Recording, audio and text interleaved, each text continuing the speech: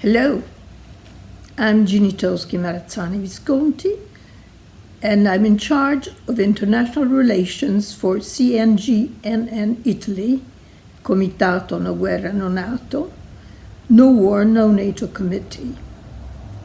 A few months ago, CNGNN has scheduled a conference in Florence at the Odeon Theatre, just like last year.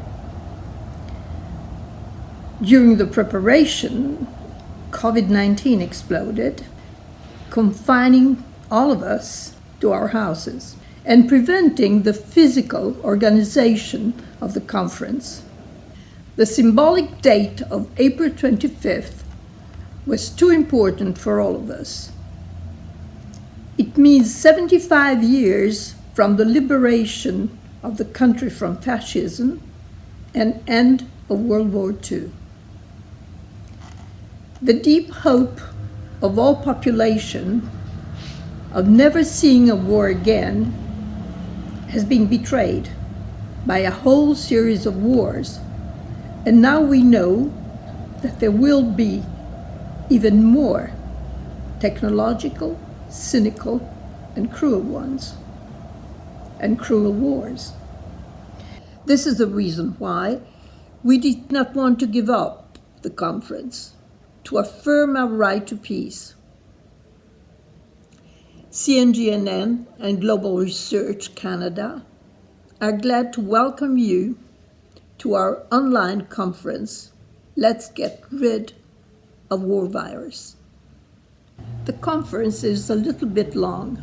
To facilitate your viewing, we have included an index with the time corresponding to all speakers.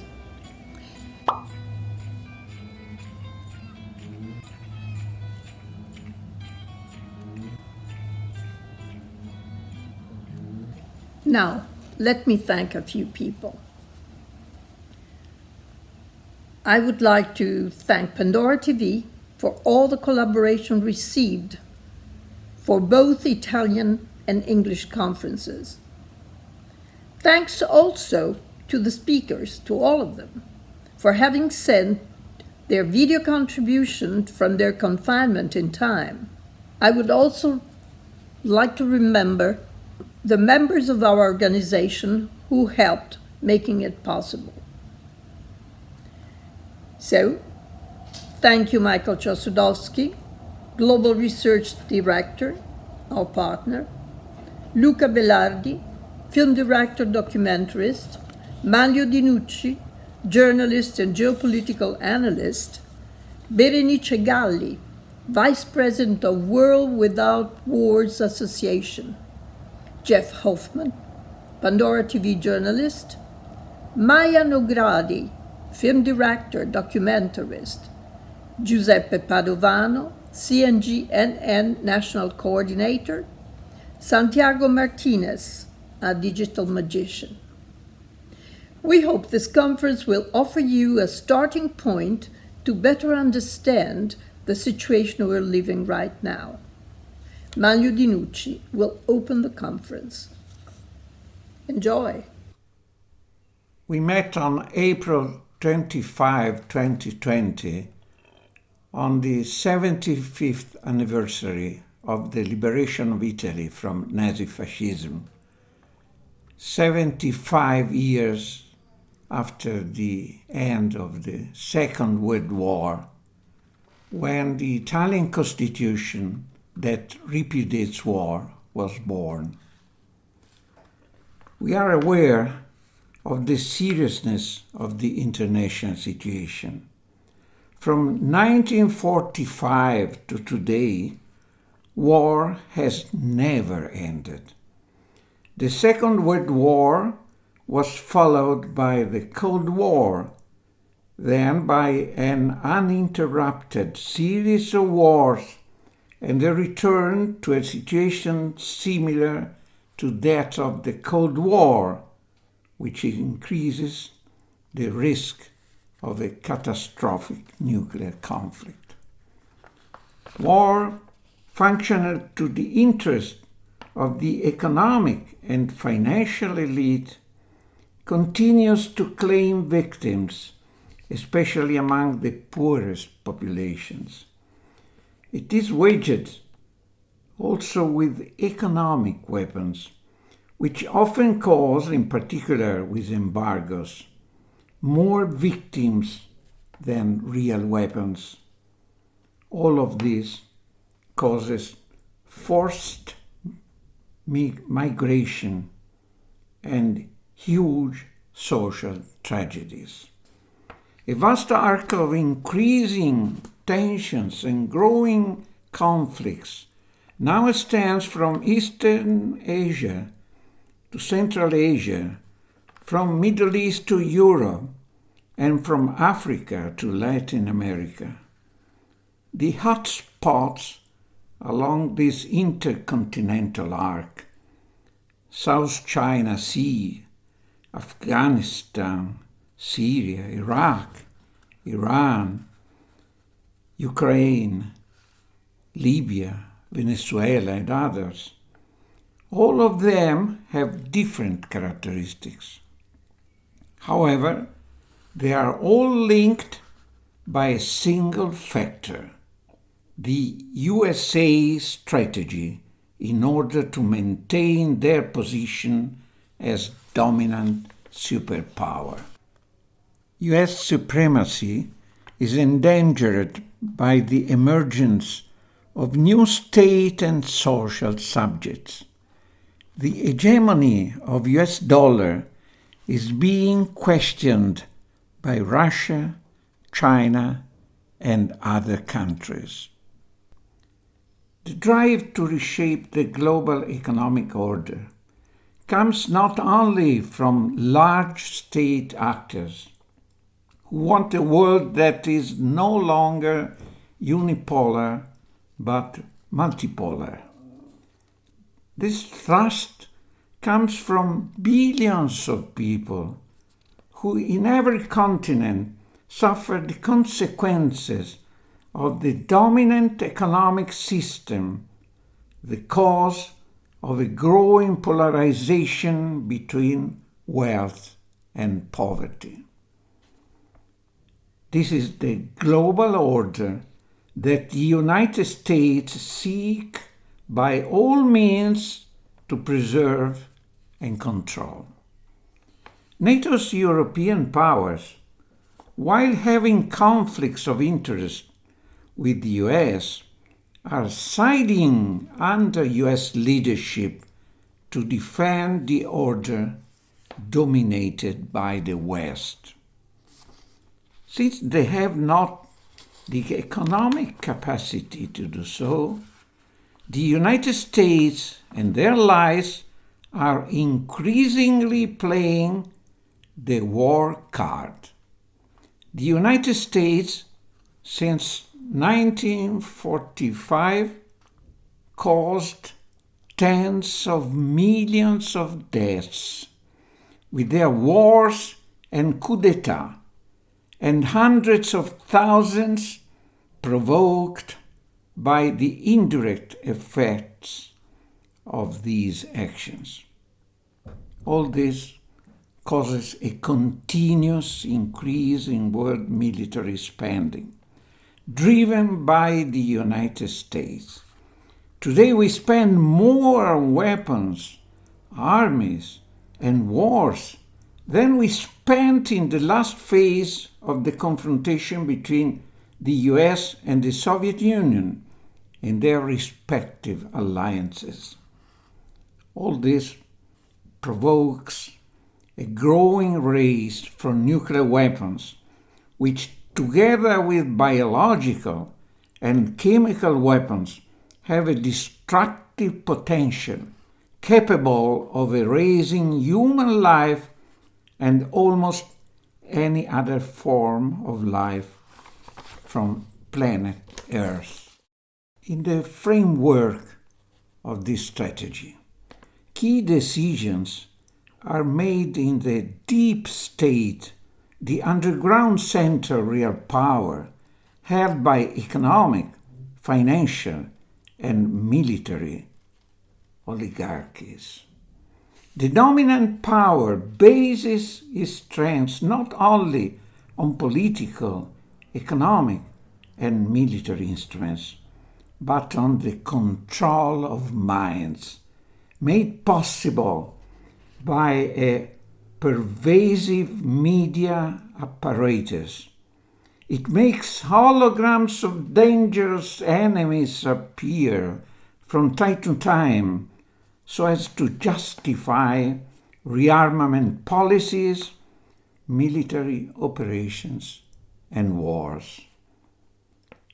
In this situation, the coronavirus crisis, whatever its origin, dramatically highlights the unsustainability of the dominant system. The virus is used as an economic, political, and ideological weapon for an even greater concentration of wealth and power in the hands of the ruling elite at the expense of the vast majority, which is impoverished and deprived of real democratic rights. This causes new tensions and conflicts and an acceleration of all the war factors. Today, more than ever, the creation of a vast international front that brings together all those who are aware of the vital need for a new democratic world order is decisive. We are aware of the enormous complexity of this task, but at the same time, we are convinced that everyone, even within the limits of our own strengths and abilities, should contribute to its realization. This is the purpose of our conference. The conference is divided into 4 panels connected to each other. Panel 1, Socio-economic impact of coronavirus crisis. Economists Michel Chossudovsky, Canada, and Peter Koenig, Switzerland, will explain how powerful economic and financial forces exploit the coronavirus crisis to take over national economies and what we need to do to thwart this plan. Good morning. I'm an economist, and I've spent a good part of my life examining the impacts of economic activity on the state of health. They are intimately related. We are living perhaps the most serious crisis in modern history, where instructions have been given through the WHO and other organizations to national governments to partially or totally close down their economy. And we have been presented with a justification. In other words, that the closing down of the national economy is required to ensure the battle against the coronavirus, namely through lockdown and so on.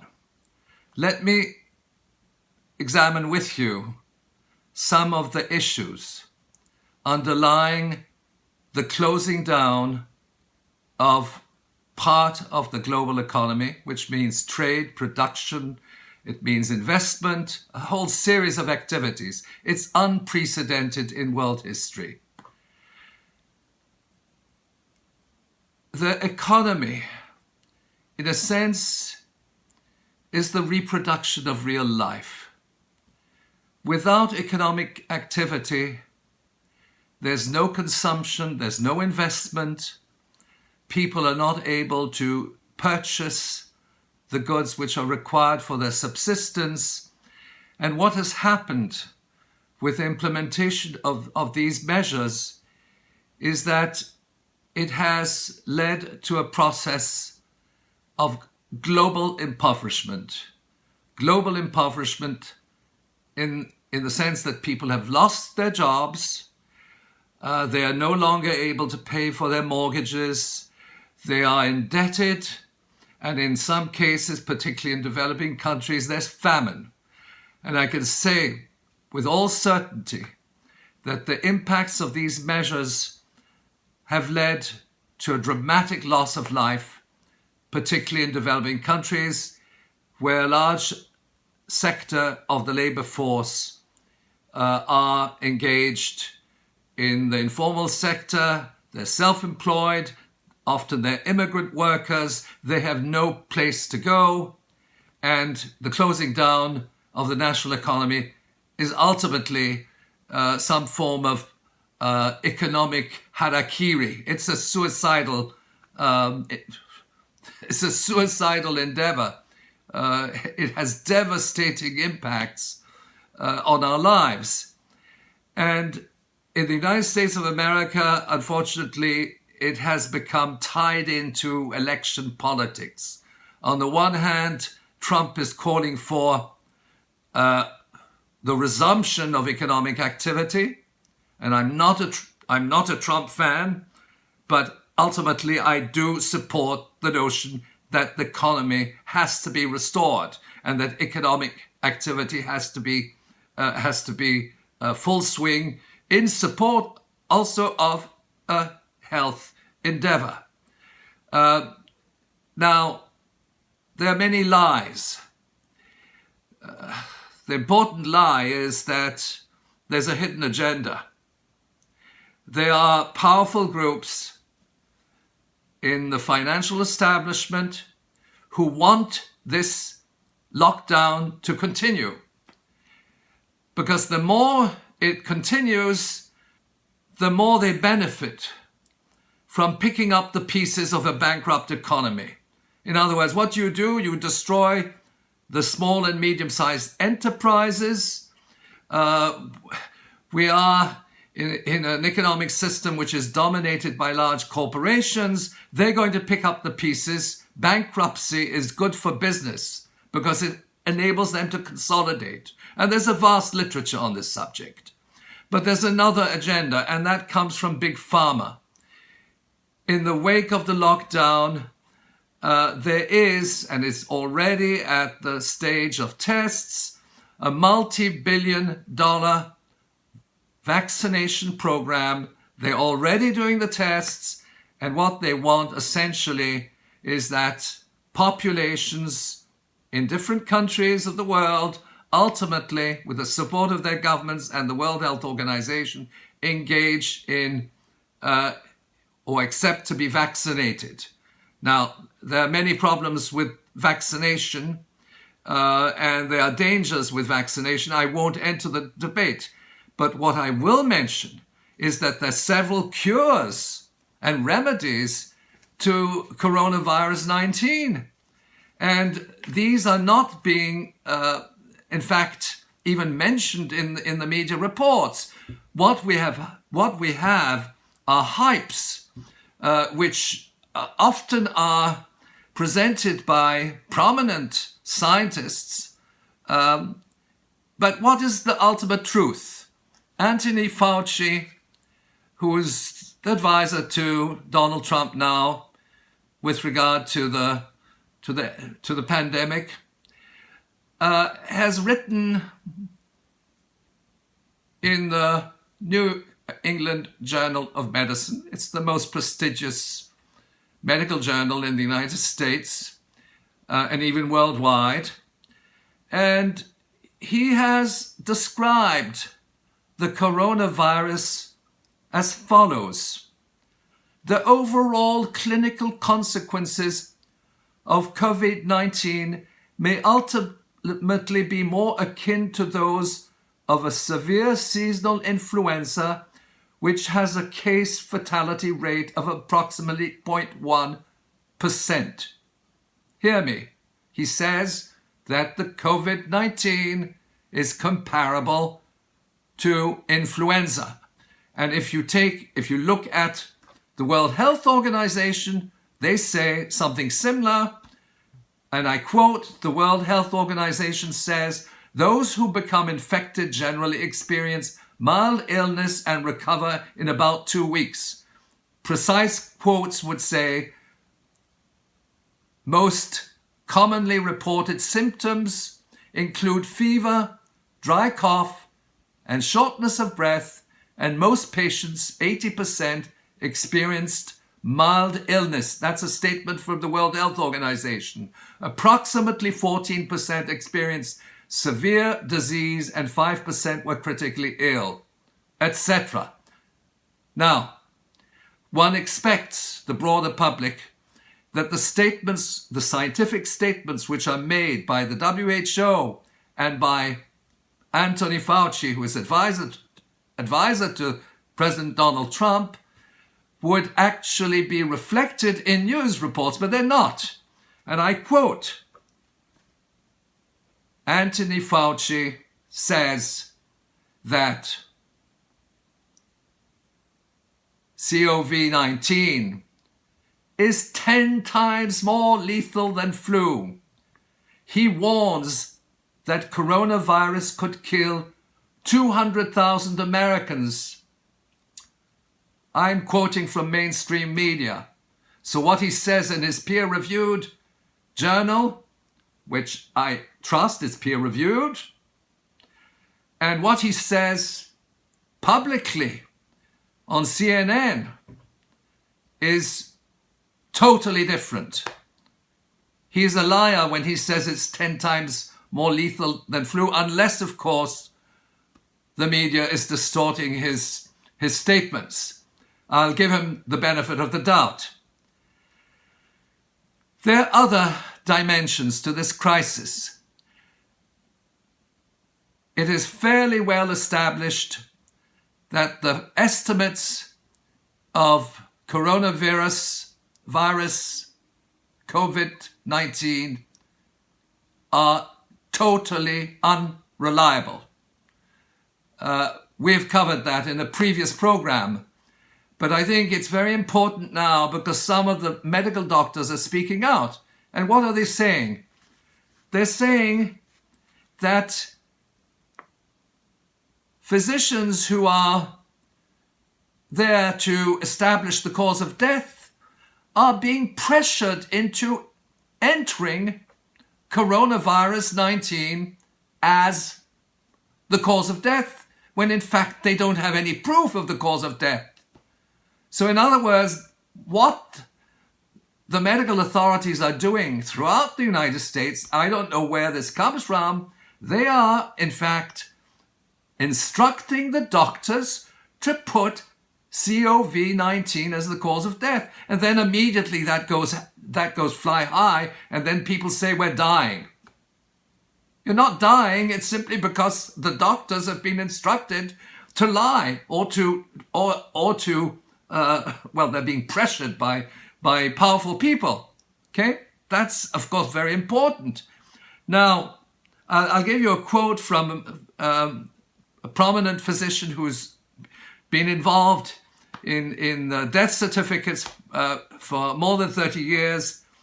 And she says, I quote, "Those inaccurate numbers are then accepted as factual information, even though much of it is false. So even before we heard of COVID, death certificates were based on assumptions and educated guesses that go unquestioned." And essentially what is happening now is that clinics are being pressured to add COVID virtually everywhere. And of course that pushes up the mortality attributable to the virus.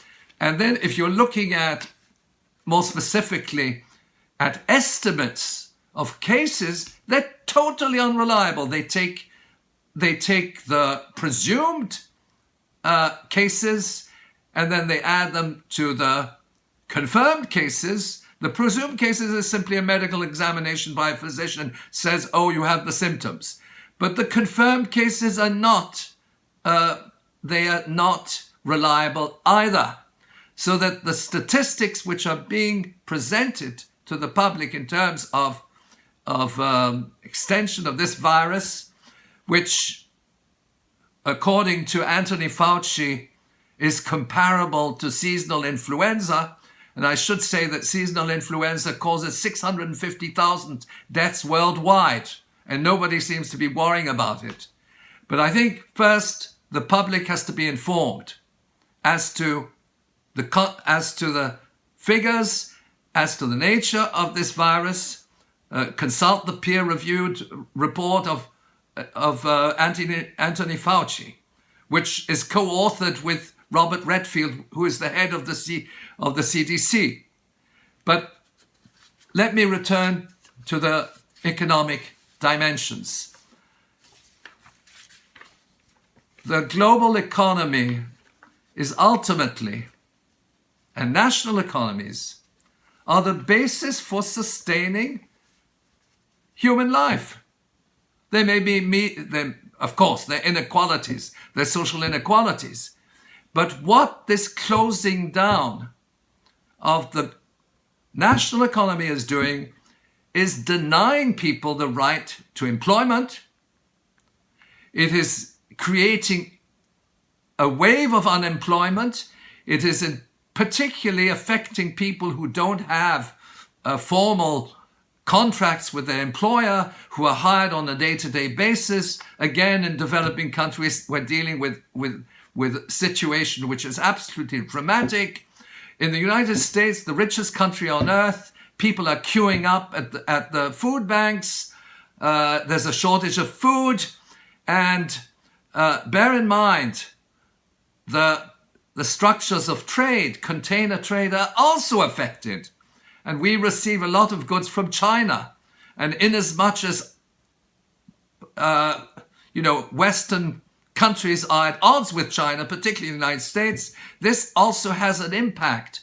And ultimately, it is necessary to ask the important question, is it either or?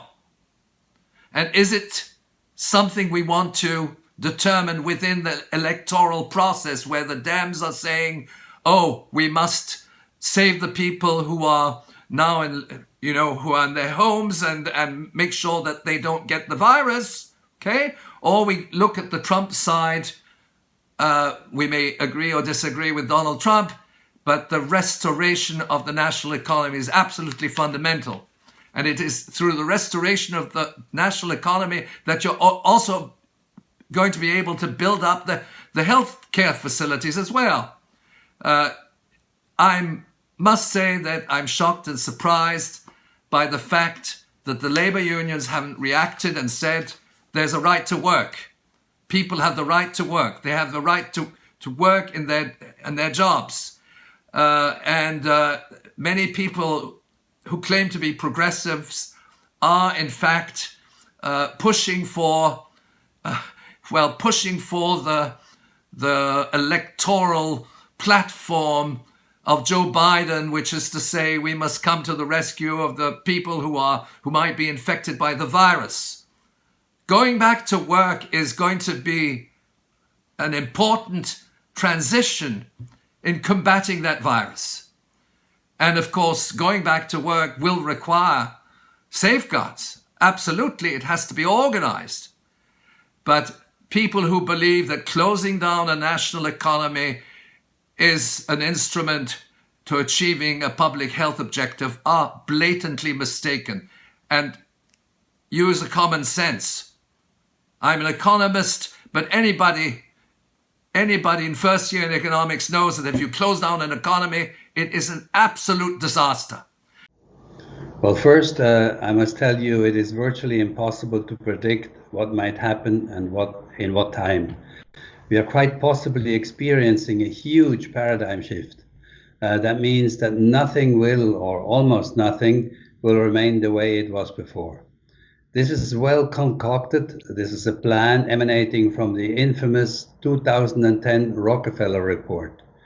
We are right now living the beginning of the first phase, the so-called lockstep scenario.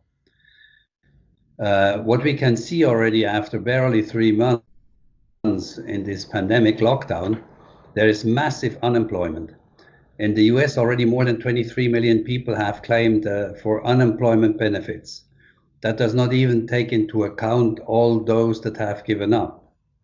The Federal Reserve and Goldman Sachs predict unemployment to reach between 32% and 40% in the next quarter. And there will be massive bankruptcies. Over the next few months, bankruptcies may spin out of control, triggering more unemployment. Hardest hit are, of course, as usual, the small and medium-sized enterprises. The situation in Europe will be similar, if not worse. So far, we have barely seen, I think, the tiny tip of the iceberg. The countries most affected will be the debt-dependent, i.e., for example, the highly indebted countries, and I'm talking about enslaving foreign debt, not national debt, foreign debt. This plan, this evil plan, COVID-19 and the 2010 Rockefeller report contains many very people-unfriendly elements. It would be too long to explain them here, but let's list the most important ones and how they may impact us and the economy. First, I would say the whole idea is to have a massive vaccination program and a population reduction through vaccination and other means like induced famine, man-induced climate change, GMOs, 5G, that means the fifth generation of electromagnetic waves, and so on. Digitized identification, digitized money, so no more cash. The rolling out of 5G to control all and every move we take, plus our digitized bank accounts, what is commonly called and misleadingly called the Internet of Things, which manages your refrigerator and cars and so on. But that's only part of it. The biggest most important part is to manage the people. 5G is a weapon when used in its full strength, which today is not yet the case. It can kill. And the plan foresees massive repression through what is already being called before the end of the last century, the New World Order, often also referred to as One World Order. This is a small elite of super powerful and super rich people who would control us all. That's the idea. The principle of the lockstep arrangement from the Rockefeller report, all we have left is marching in lockstep to the orders from above. But we do not have to allow this to happen. If we are aware of the plan, we can take control. I suggest that you all read the 2010 Rockefeller report. It's probably still available on internet. So you realize that I'm not talking conspiracy theory, but that this is all real conspiracy. For example, tell your governments with urgency to stop rolling out 5G. The health impact has not been studied, not officially, except for a number of highly reputed individual scientists. There are about 180 of them who have written to the European Union in Brussels to ask for a moratorium and an independent study. Strangely, WHO has suspiciously remained silent about 5G. On an encouraging note, Mr. Putin, for example, so far has refrained from rolling out 5G in Russia.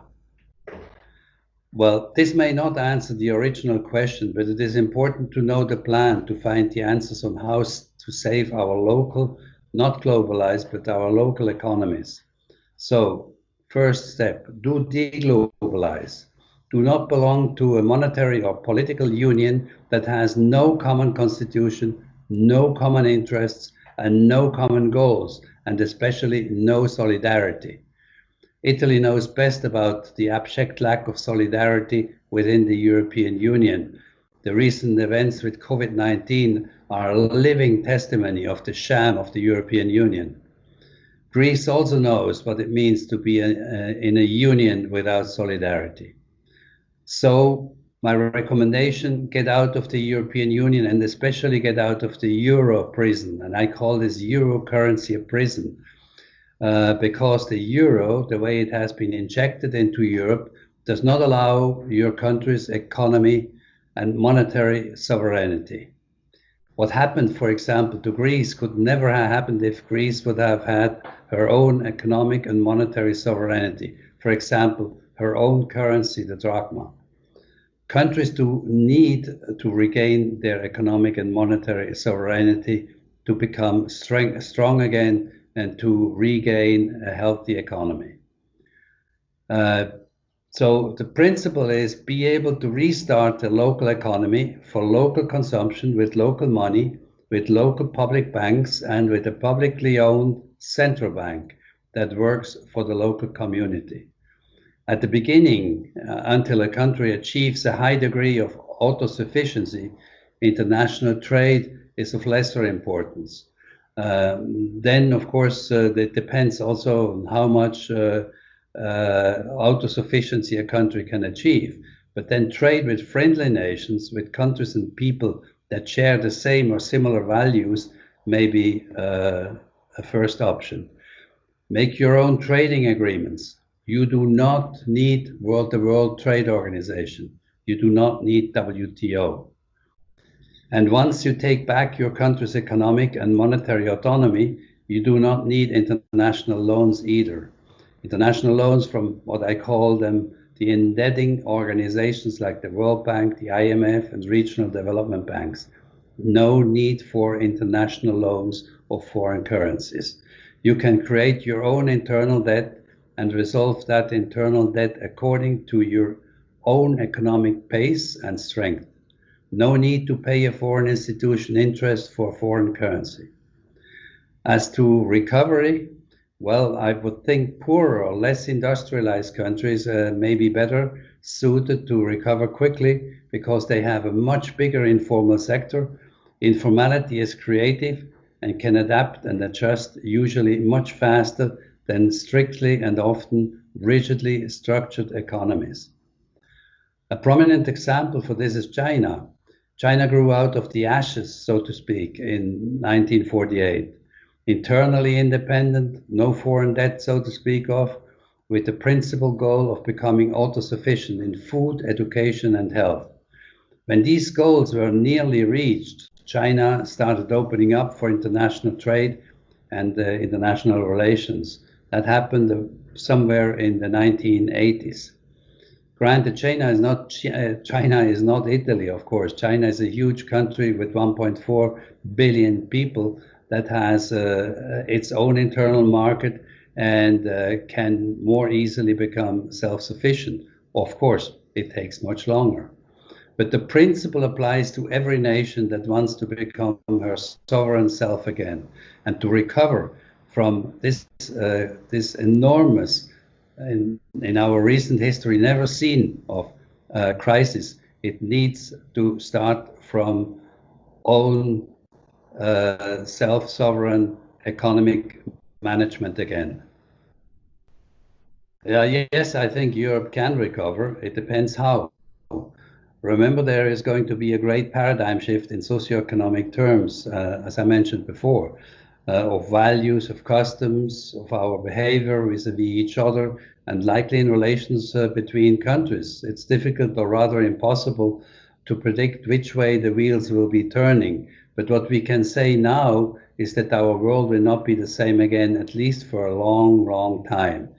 What happened during this almost total lockdown, not only of people, but of the world economy, lives have been destroyed, not by the COVID-19 virus, but by the shrieking, unprepared halt of the economy around the world, and the multiple consequences that nobody with a sane mind could have foreseen. People who have caused that were and are of an insane mind. They are criminals. It looks like wanton destruction of the world's assets. Savings, incomes, the entire societal livelihood has been annihilated, and at will.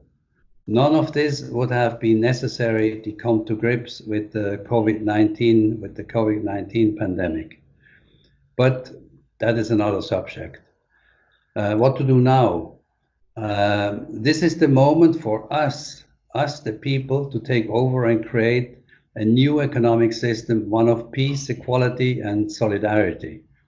What first must go in order to foster peace and to use available resources for the benefit of the people, for the reconstruction of our economy, we Europeans have to get out of NATO. Imagine the trillions of dollars or euros that can be saved by abandoning this warmongering apparatus that has only hostile and negative and destructive effects on our closest neighbors, Russia, and a bit further away, China. These are our normal partners. They have been for centuries, if not millennia, before the onset of the Anglo-American Empire, as they are on the same huge landmass, which is called Eurasia. No need to look and listen and being sanctions left and right by the masters across the Atlantic. No need at all. Europe and her eastern partners don't need NATO and don't need actually the American Empire. We are totally independent, or can be totally independent and autonomous, but without NATO. There is no aggression whatsoever coming ever from Russia or China. These people are friendly and want to enter into social and economic relationships with Western Europe. None of these countries have a history of invading and interfering in other countries, not like the West, with at the forefront, the West of course, at the forefront the US, the US of A. We are being indoctrinated on a daily basis that these are our enemies. That is a huge lie. A lie the West or the United States needs to maintain its power base, its military-industrial complex that produces about half of the US GDP. So, the silver lining of this crisis is that it gives us the opportunities to rethink Europe in new priorities. Who are our true alliances, peaceful alliances? And again, I keep repeating, and we do not need NATO. Again, imagine what we Europe could be doing with the trillions saved from not belonging to the most destructive war machine of this planet, NATO. Panel 2, 75 Years of Wars. The panel opens on a 75 Years of Wars summary video. Then David Swanson, director of World Beyond War, USA, Economist Tim Anderson, Australia, Italian photojournalist Giorgio Bianchi, and Italian historian Franco Cardini talk about past and current wars functional to the interests of the same powerful forces.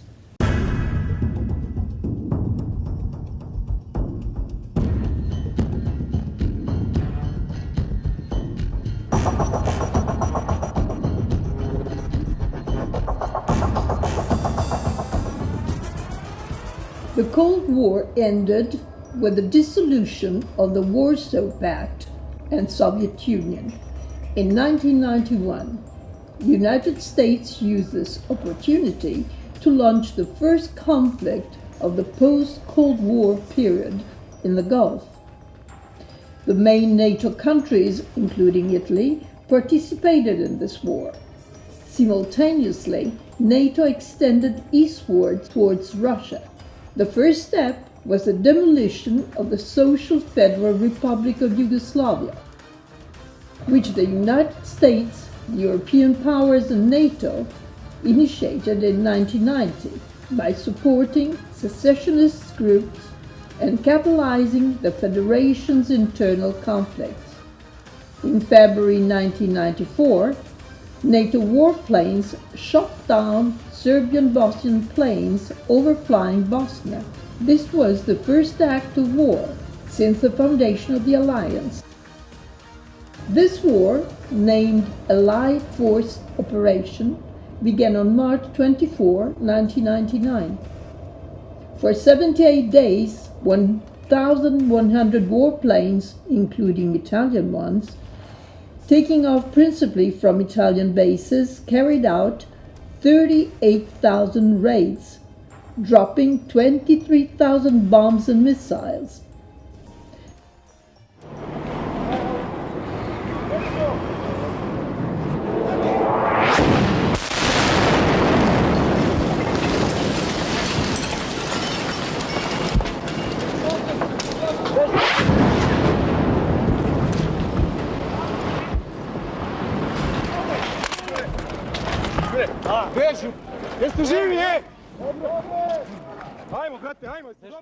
The bombing dismantled structures and infrastructures of Serbia, causing thousands of civilian victims.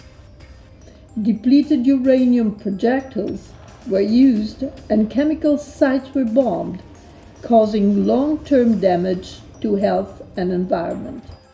While the war against Yugoslavia was ongoing, a NATO summit was held in Washington from the 23rd to the 25th April 1999. To make the new strategic concept operational, NATO was transformed into an alliance that committed its member countries to carry out crisis retaliation operations not provided for by Article 5 outside the alliance territories. What did not change in this NATO mutation was its internal hierarchy. It is always the President of the United States who nominates the Supreme Allied Commander for Europe, who is always a U.S. general. The same applies for the other key commands.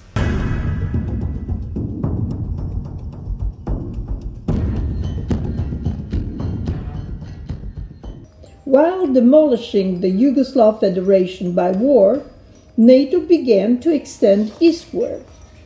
It continued despite Washington assured the president of the USSR, Mikhail Gorbachev, that NATO will not expand a single inch to the east. In 1999, NATO, who had already absorbed in 1990 the German Democratic Republic, also incorporated the first three countries of the former Warsaw Pact: Poland, Czech Republic, and Hungary. In 2004, it extended to other seven: Estonia, Latvia, Lithuania, former members of the USSR, Bulgaria, Romania, Czechoslovakia, former members of the Warsaw Pact, and Slovenia, former member of the Yugoslav Federation. In 2009, it also included Albania, once a member of the Warsaw Pact, and Croatia, and in 2017, Montenegro, once part of Yugoslavia. In 2020, it includes Macedonia as the 30th state, once part of Yugoslavia, then renamed as North Macedonia, former member of the Yugoslav Federation, as its 30th member. In 20 years, NATO extended from 16 to 30 countries, expanding more and more close to Russia. Three other countries, Bosnia-Herzegovina, former member of the Yugoslav Federation, Georgia and Ukraine, former members of the USSR, are candidates to become NATO members.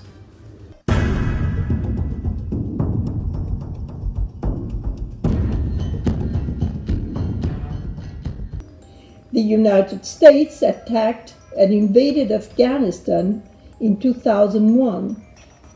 The official reason was to hunt down Osama bin Laden, their former ally in the Afghan war against USSR, whom they accused of being the commander of the terrorist attacks of September 11, 2001. The official version of the September 11 terrorist attack does not stand up to technical scientific investigations carried out by independent experts. In reality, USA invaded Afghanistan to occupy the void left by the dismemberment of the USSR in Central Asia, a strategically important area concerning Russia and China. In August 2003, with a coup, NATO took over the command of the International Security Assistance Force, ISAF, mission with a UN mandate which was included in the Pentagon's chain of command. After Afghanistan, it was Iraq's turn, a country which had been submitted since 1991 to a strict embargo which caused 1.5 million victims in 10 years. Half of that million were children. The USA presented the proof to the UN Security Council that Iraq possessed weapons of mass destruction, which later revealed being fake. The war began in March 2003 with air bombing of Baghdad and other cities' occupation. In order to eradicate all resistance, Iraq was set on fire by more than 1.5 million soldiers deployed by the Pentagon. Together with hundreds of thousands of military contractors in rotation. In the war, in which NATO participated with its own structures and military forces, used all possible means of war, from phosphorus bombs against the population of Fallujah to torturing detainees in Abu Ghraib prison.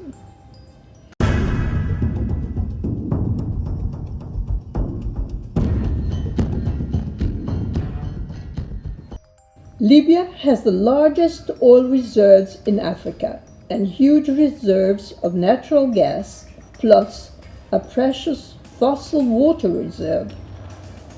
The Libyan State maintained tight control over its energy resources, leaving a limited profit margin to US and European companies.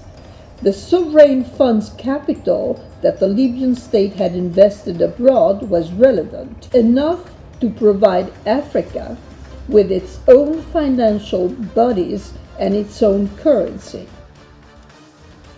The emails between Hillary Clinton and Sarkozy reveal the immediate purpose of the war was to prevent Gaddafi from creating an African currency as an alternative to the dollar and the CFA franc. On 2011 War Eve, the United States and the European powers froze, in other words robbed, Libyan foreign funds, delivering a fatal blow to the entire project. The tribal sectors hostile to the government of Tripoli were financed and armed, as well as Islamist groups which only a few months earlier were qualified as terrorists. The whole operation was directed by the United States, at first by the U.S. Africa Command, then by NATO under U.S. command.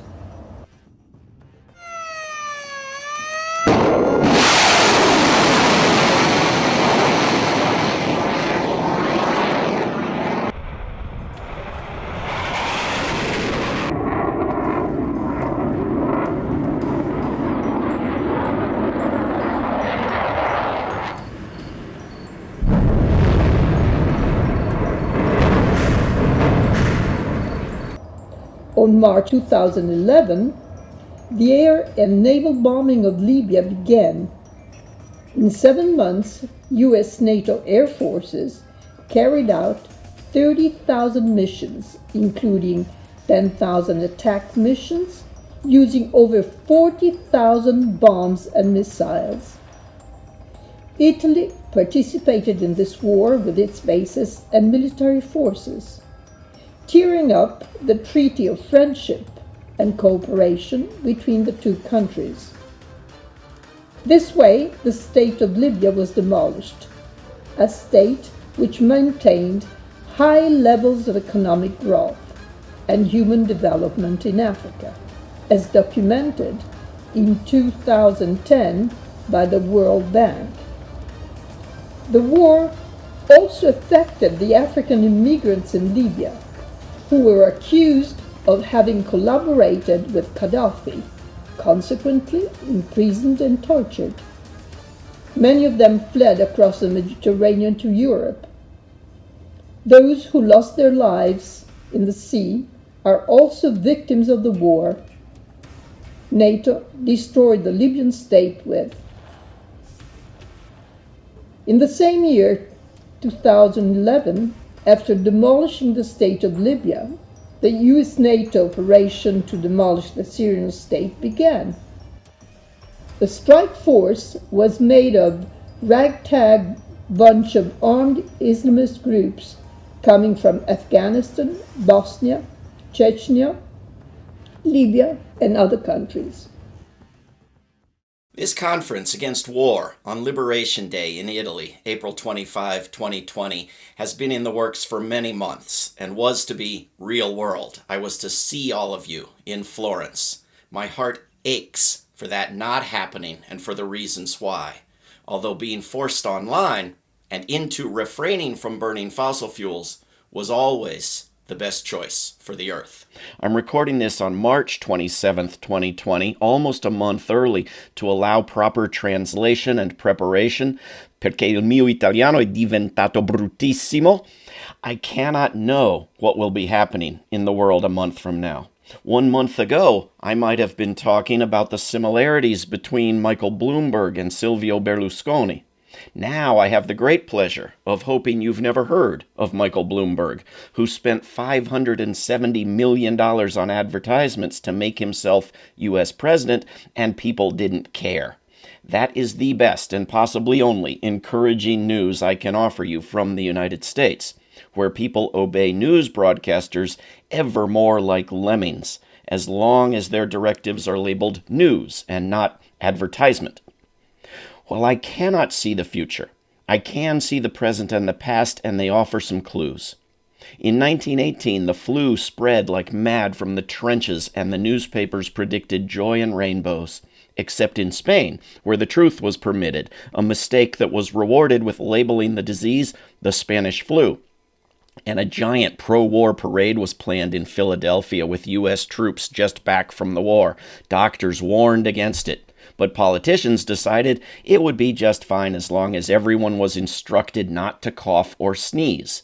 Predictably, the doctors were right. The flu spread wildly, including, quite possibly, to Woodrow Wilson, who during the drafting of the Treaty of Versailles lay sick in bed instead of taking part or even pretending to attempt to restrain French and British vengeance. The resulting treaty, of course, had wise observers predicting World War II on the spot. Now Western culture so adores World War II that an Italian beauty queen a few years back was mocked for saying that was the era of the past she'd have liked to live in, as if she could have said any other.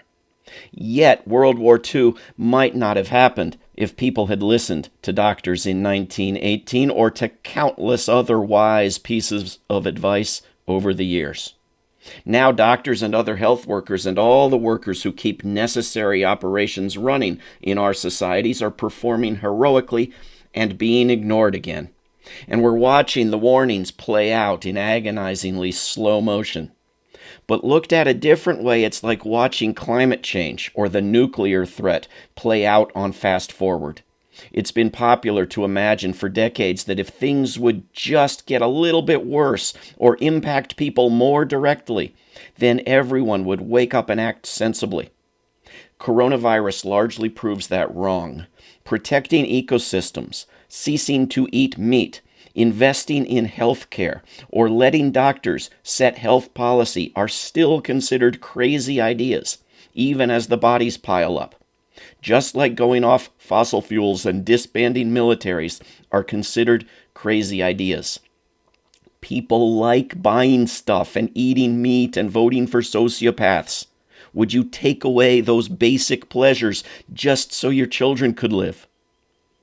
The U.S. government is throwing more money at its military with which to fight coronavirus, using the nonsensical excuse that only the military has the resources to do it, even as the military hoards resources needed by the public. War rehearsals and even wars are being paused and scaled back, but only as temporary measures, not as any shifting of priorities. You can read in the U.S. media both proposals that NATO declare war on the coronavirus and that NATO is a leading contender for the next Nobel Peace Prize. Meanwhile, the Russiagate madness that the Democratic Party used to create an intentionally unsuccessful impeachment trial of Trump has blocked any possible opposition to NATO and removed the possibility of trying Trump for serious crimes, ranging from wars to sanctions to abuse of immigrants to instigating racist violence to profiting from pandemics. And a leading advocate of the wars of the past generation, Joe Biden, is being marketed as the designated loser in the next election. Already we're hearing that one shouldn't change horses during an apocalypse. Already Trump is being declared as if it were a good thing, a wartime president, because of the disease he's helping to spread, completely oblivious to all the actual wars he's been waging since the day he inherited them from Obama and Bush. Awareness of climate collapse trails far, far behind awareness of coronavirus, while awareness that the nuclear doomsday clock is almost at midnight is virtually non-existent. U.S. corporate news articles reassure us that the coronavirus has not yet impacted U.S. readiness to destroy all life with nuclear weapons. Almost a month ago, I wrote about how ironic it would be if the coronavirus began shutting down parts of the war machine. Now, of course, that has been happening, only without any recognition of the irony. There are openings that we can use to push things in a better direction, of course. As people watch U.S. senators profiting from the deaths of U.S. citizens, they can come to recognize the routine practice of profiting from the deaths of people in other countries. Ceasefires could prove so preferable to wars that they are extended beyond the crisis that creates them. U.S. bases could be understood as bringing to nations around the world not only war and the poisoning of water and the localized scourge of drunkenness and rapes, but also contagious and deadly diseases. Already, we've seen the European Union violate U.S. sanctions against Iran. That could become the norm. The new plague could make people aware of what European diseases, in combination with the equivalents at the time of war and sanctions, did to the indigenous people of North America, which could lead to a complete rethinking of our approach to the earth. The breakdown of our current systems in the face of a disease could be made to aid the transition to systems that don't drive us toward the twin dangers of nuclear war and climate disaster. And Joe Biden could retire for any number of reasons. By the time you hear these words, the emperor could be standing naked in the piazza. More likely, he'll be wearing a few gold-plated rags.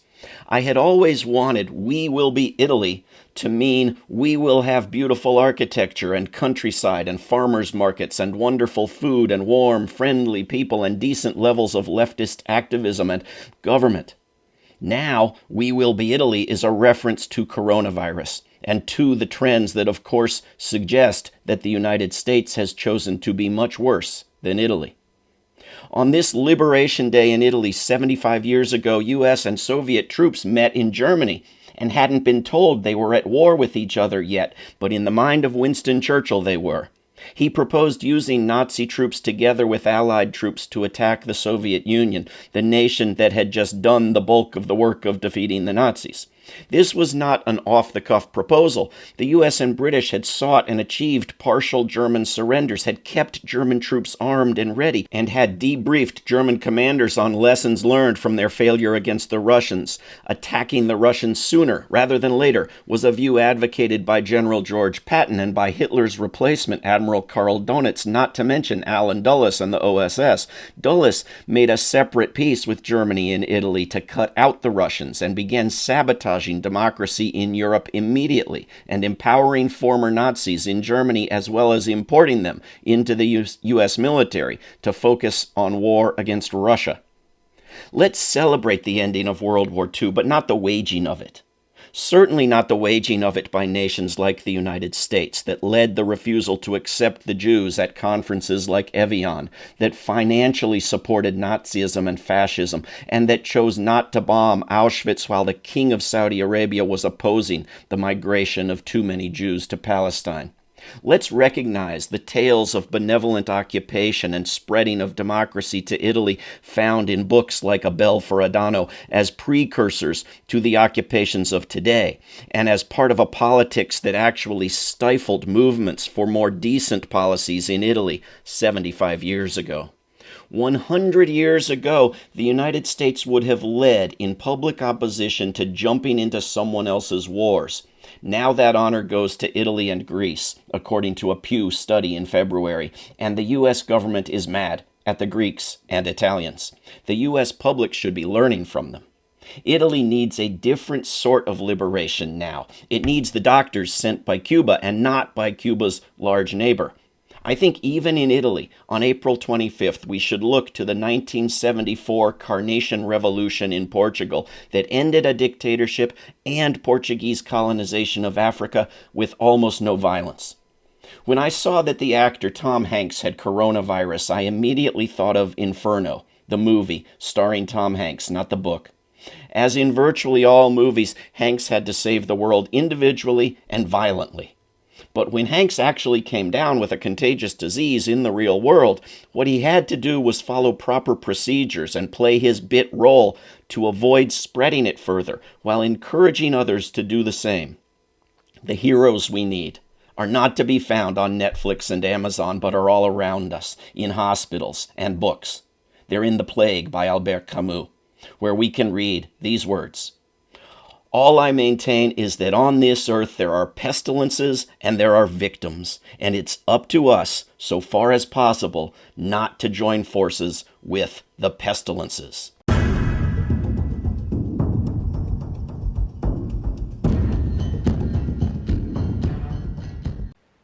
After demolishing the state of Libya, the US-NATO operation to demolish the Syrian state began. The strike force was made of a ragtag bunch of armed Islamist groups, coming from Afghanistan, Bosnia, Chechnya, Libya, and other countries. In May 2013, a month after founding ISIS, Ibrahim al-Badri, called the Caliph, met in Syria with the US Senator John McCain. ISIS received fundings, arms, and transit routes from the closest allies of the United States: Saudi Arabia, Qatar, Kuwait, Turkey, Jordan, following a plan coordinated by the CIA.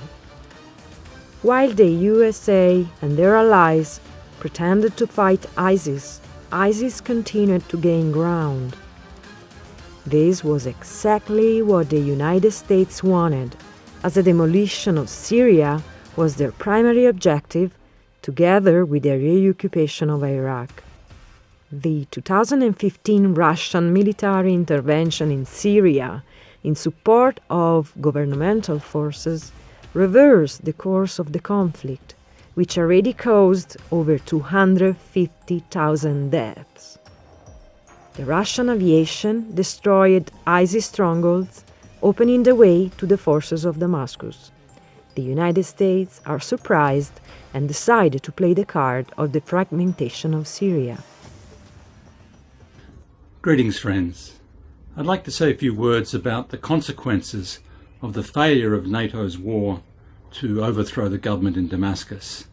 And I think we have to understand the dirty war in Syria as part of at least 8 wars that have been going on in the Middle East in the last 2 decades. First of all, let's put to one side the pretext for this war.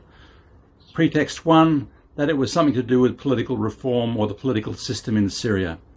Well, we know from US intelligence documents from the second year of that war that the US and its allies were very happy for a Salafist principality or an Islamic state to be created in eastern Syria so as to weaken Damascus.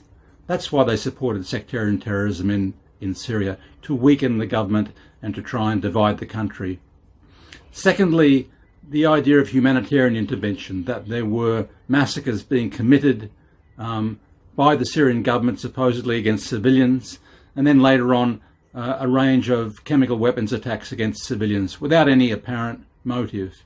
Well, we know now from independent evidence that all of those chemical weapons claims were extremely dubious, to say the least. The early massacres in many cases were exposed as false flag massacres carried out by the Al-Qaeda groups, who were very proud of cutting the throats of civilians in public, for example. Then there was the claim that the US and its allies were intervening in some protective role to protect the region from terrorism. Well, we know now from admissions by senior US officials, former Vice President Biden, by the former head of the army, Martin Dempsey, that their allies, their close allies, quote unquote, were funding and arming all of the terrorist groups in Iraq and Syria precisely to fulfill their political objectives in the region of destroying Syria, of destroying the relationship between Iraq and Iran, which has been an obsession of the US for the last 40 years.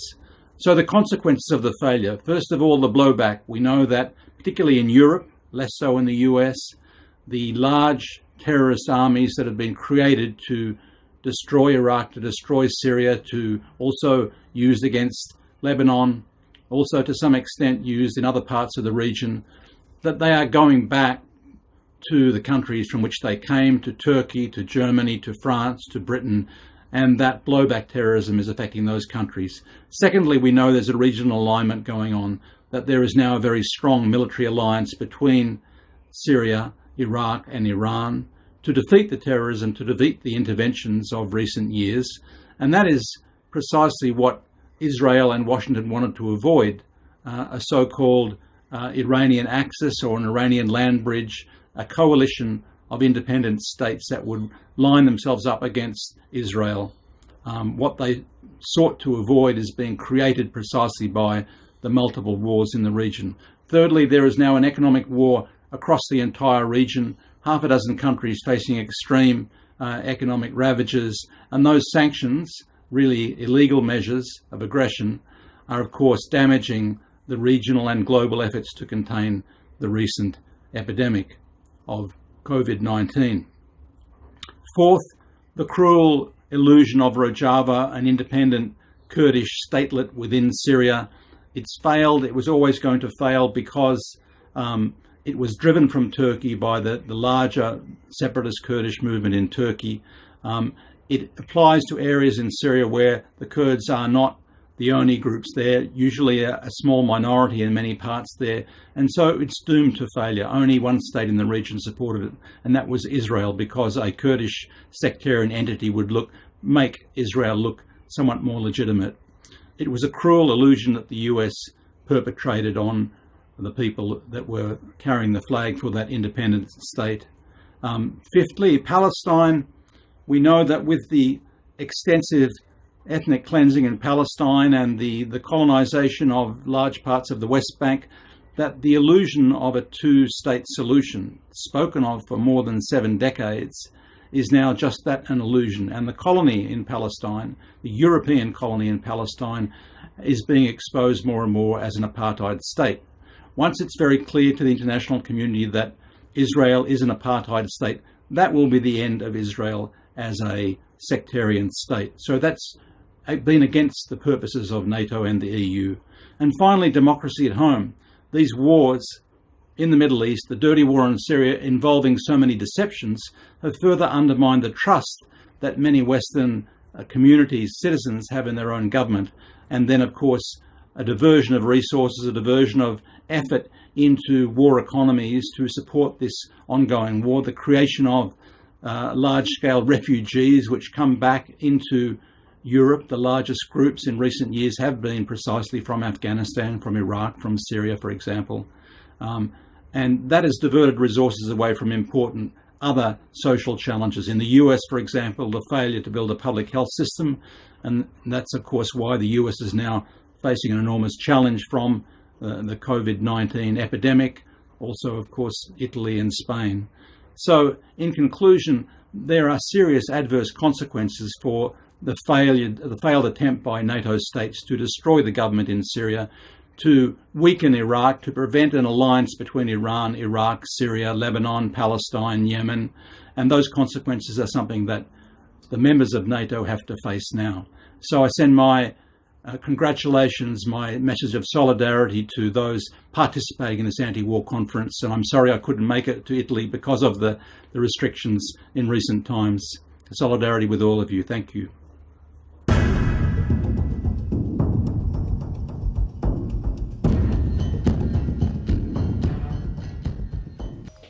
The US and NATO operation in Ukraine began when Ukraine became an autonomous state in 1991. NATO developed a network of connections in Ukrainian military and civilian sectors. CIA and other secret agencies trained armed neo-Nazi groups for years. The paramilitary structure of the Ukrainian neo-Nazis got into action in Maidan Square in Kiev 2014 during a demonstration against corruption and the high cost of living. Armed groups attacked government buildings. Snipers imported from Georgia fired with the same precision rifles, both on the demonstrators and police. On the 20th of February 2014, the NATO Secretary General ordered the Ukrainian armed forces to remain neutral. It was a genuine coup d'etat under USA-NATO direction, with the strategic aim of provoking a new Cold War in Europe, in order to isolate Russia and reinforce the influence of the United States in Europe. Faced with the bloodthirsty attacks against Russians living in Ukraine, Crimea decided to enter the Russian Federation with the status of autonomous republic by popular referendum. NATO and the EU accused Russia of having illegally incorporated Crimea, and they submitted Russia to sanctions. NATO quadrupled the number of its double-capacity fighter bombers, conventional and nuclear, deployed in the Baltic region, and increased the number of warships in the Baltic Sea, in the Black Sea, and in the Mediterranean. In 5 years, from 2015 to 2020, United States spent $20 billion from the European Reassurance Initiative. US armored forces are deployed by rotation in Poland and in other eastern countries close to Russia. European NATO countries also participated in this deployment of the Eastern Front. The European Union, with 22 out of its 27 members being part of the NATO, promised not to create a European army, but a force complementary to the NATO. I am Giorgio Bianchi, photo reporter, journalist and blogger. I cover in particular conflict zones and, in recent years, the civil war in Ukraine and the conflict in Syria. At times, I get interviews of common people in these situations, and I often ask if they had ever imagined before the conflict that this sort of thing could have come about in their country. The answer is always that they had never imagined what was coming. They had been caught by surprise by the events and had never thought that war was coming just a few years before. War is essentially this, the end of all normality, like what we are experiencing now in the West with this health emergency of coronavirus. Many lives have been destroyed by this epochal tragedy, and what we were used to take for granted before is no longer available. As regards the war in the Ukraine, a war that I followed in 2013 and 2014, and am still dealing with at the moment, at the beginning I was very struck by the images that came from Kiev. The conflict and the demonstration, the smoke coming from burning tires in the street, this population that seemed to be revolting in mass against political leaders that were considered to be corrupt, who suppressed their legitimate claims of the people and opposed their European integration. When I decided to go and see for myself what was happening, I must say that when I came out of the airport at Kiev, the city appeared to be in a state of normality. People went to work, children went to school, so the revolution that the media had given to understand just wasn't happening. But then, the next day, in the main square, I saw military type camping barricades, burning tires, but I must say, all the people demonstrating in the streets for their rights were in a minority with respect to the military and paramilitary groups of the extreme right of the barricades. They were provided with special protection.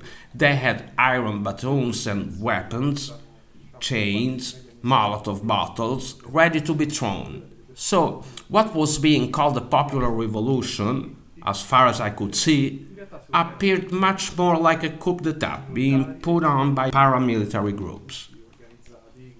Words we use are important because when one talks about revolution, people tend to look on it favorably. One imagines a people fighting for its right and freedom, whereas when we talk about a coup d'etat, one imagines a minority wanting to take power. As far as I could see, it was more of a coup d'etat than a revolution, and when that famous shooting took place, I was there in the street and saw everything. The shooting was coming from behind me, so it was not coming from the police. I had the idea that the shooting was coming from the opposite side. Later, I had that impression confirmed by a video I saw of the BBC that had one of its reporters focusing on a window of a hotel. At this window, the journalist reported seeing a rifle of a sniper. I saw a girl looking in the opposite direction of the police and took a picture of her expression. With amazement and terror, she saw that it was her people that were shooting. The next day, I went back to the spot to try to understand what had happened, and in fact, I noticed the bullet holes on walls and trees that did not correspond to police shooting, but were made by shots coming from the other direction. The great reporter Michel interviewed two of those snipers who gave a very different picture from the one the mass media were giving.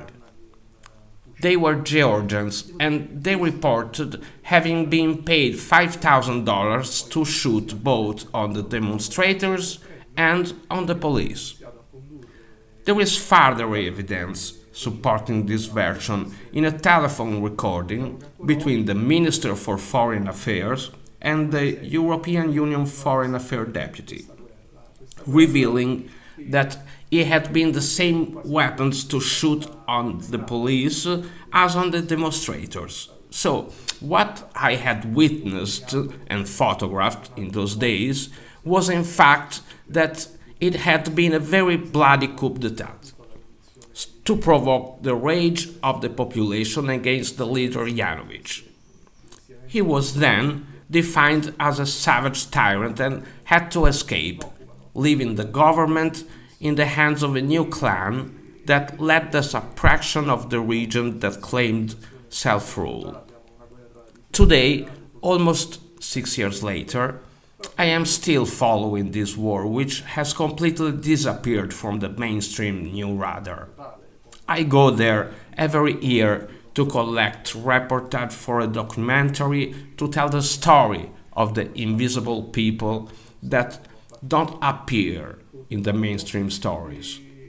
The situation appears stalled, but there are continual bombings and shootings, and I am still alive by miracle. But these are stories that don't usually get told. They tell us about 70 years of peace in Europe. They pretend not to know that there is a war in course in the heart of Europe, like the war in ex-Yugoslavia. The story goes that the West needs to export democracy, bring human rights, the neo-colonialism. In the past, the wars were supposedly to civilized countries. Now, they are supposedly to democratize them. It all produces devastation of the lives of whole peoples, hundreds of thousands of victims, and the end of all normality. Today, losing our own normality ought to give us a new light, a new insight on the importance of normality and what its loss means to other people. So I invite you all to keep on striving for a world without war. Thank you. We reunite here today in an unusual situation, which will hopefully return to normal soon. To speak about topics that are as urgent as little mentioned, at least in the media. The problems we are talking about here are problems that do not ordinarily find a place in the universe of information. Neither in the world of information, nor in the education, in the realm of reflecting on information. And this makes them particularly pressing. In today's world, we are faced with a macroscopic phenomenon, macro phenomenon, the overflowing abundance of weapons. On the one hand, so-called conventional weapons, which couldn't be called conventional because there are conventional weapons today that have extraordinary destructive power, and on the other hand, the unconventional weapons, especially those linked to nuclear energy. Weapons have been made for as long as history of mankind goes. In industrial paleoarchaeology, the weapon, the shot, cutting or throwing weapon, etc., is, so to speak, a guiding object of study. We can make the history of humanity through the history of war, or hunting weapons, either of defensive or offensive function. This may not surprise you, even if you are particularly pacifist. It is a reality that we all know, and we also know the reasons for it. But here comes a contradicting element. Today should be a festive day, when we reunite to celebrate peace. It is not by chance that we scheduled this conference on the 25th of April, not just any day of the year. The 25th of April is known in Italy as the Day of the Liberation, and by this we mean not only the end of the Second World War. In Italy, for example, it lasted a few days, even a few weeks longer, but also the moment of rapture. Who and what is it that we were freed from? We freed ourselves from a totalitarian system. We freed ourselves from a system which considered military activity as part of our civic duties, where we have been prepared for both passive military activity, defense, and active military activity, attack.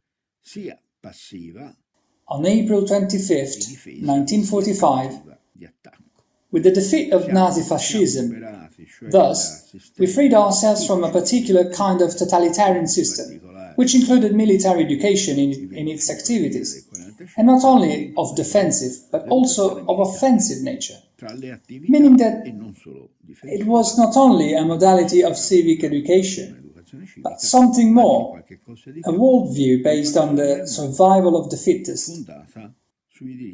So the 25th of April marks the end of the war, amongst other things.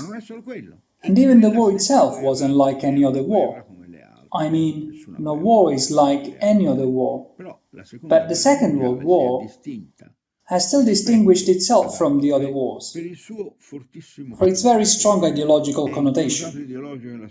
And the ideological connotation of the Second World War is complex.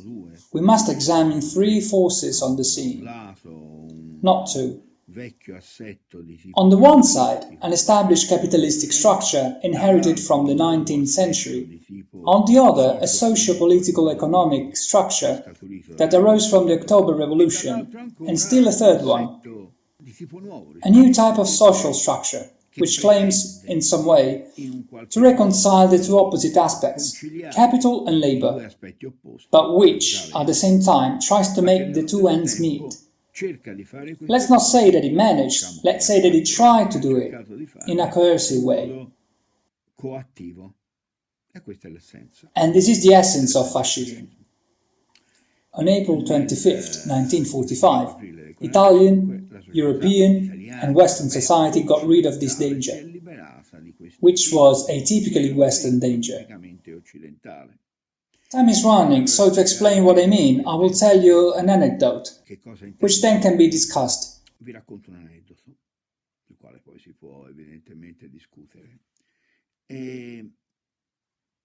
I have an Indian colleague who teaches at an English university, and the caste system in India has been officially abolished, but anyway, he's originally from the Brahmin caste. His father is an old gentleman who cares a lot about his caste values, and as such, he's not a Gandhist at all. You know, and Gandhi's reputation has suffered greatly compared to his historical image. The vast majority of Indians are turning their backs to him, except from the Kerala. And this too would be a topic of great interest. Why is Gandhi refused in Indian society? And what is the relationship between the refusal of Gandhi's ideology and practice in Indian society and the important role of his teachings in the global society? We in the West have made a sort of a secular saint of Gandhi, a little bit like Teresa of Calcutta, or like Martin Luther King, though neither Teresa of Calcutta nor Martin Luther King were properly secular compared to their place in society.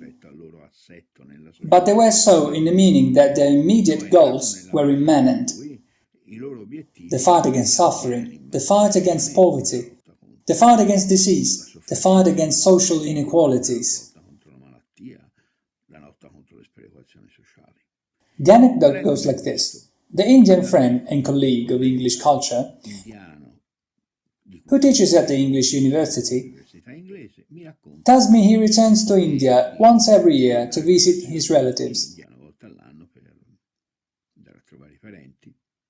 He told me he spoke to his father, a highly educated old Indian gentleman, and to have spoken in particular of the Shoah and the Stalinism as the two aspects of modern European society, which are regarded today with the maximum refusal and the maximum condemnation. The Indian gentleman was knowledgeable, but just as much as an Indian Brahmin can be, having studied literature and even science, but of different background, a different tradition.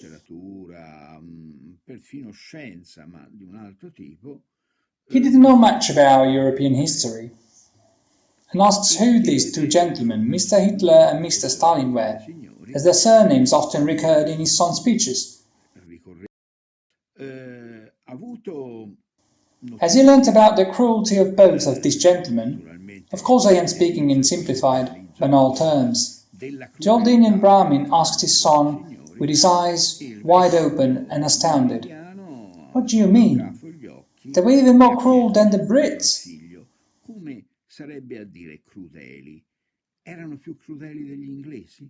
Of course, this question unsettles us.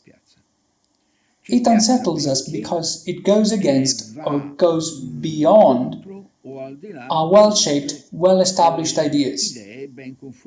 But it's also an invitation to think. Beware, it is not an invitation to relativize things. Relativism or relativity has absolutely nothing to do with this. It is not even an invitation to consider the mistakes of the societies that fought against Hitler or Stalin.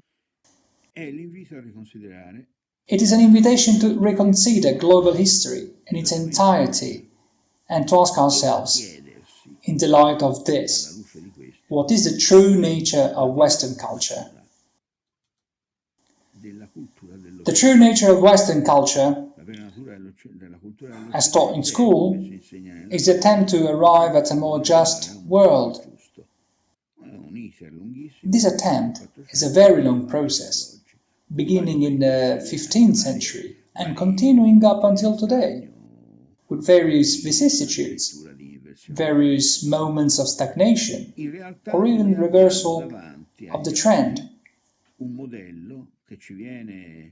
The reality is that the overwhelming majority of 7 billion people that live on Earth thinks that the path of Western civilization is deeply marked by violence and injustice, at least since it came in contact with populations outside of the European or Western world.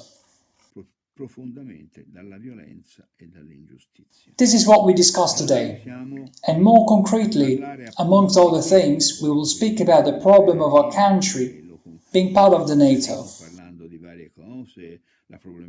about questions regarding the rightfulness of the social system we are implementing, and at the core of all the things, we will discuss what guided us as Westerners on our journey through our history. Is it the fight for an ever greater well-being? Is it the drive for knowledge? There is no doubt this is correct. But did this objective always coincide with the general interests of humanity? Or did it follow the path of what Nietzsche called the will to power?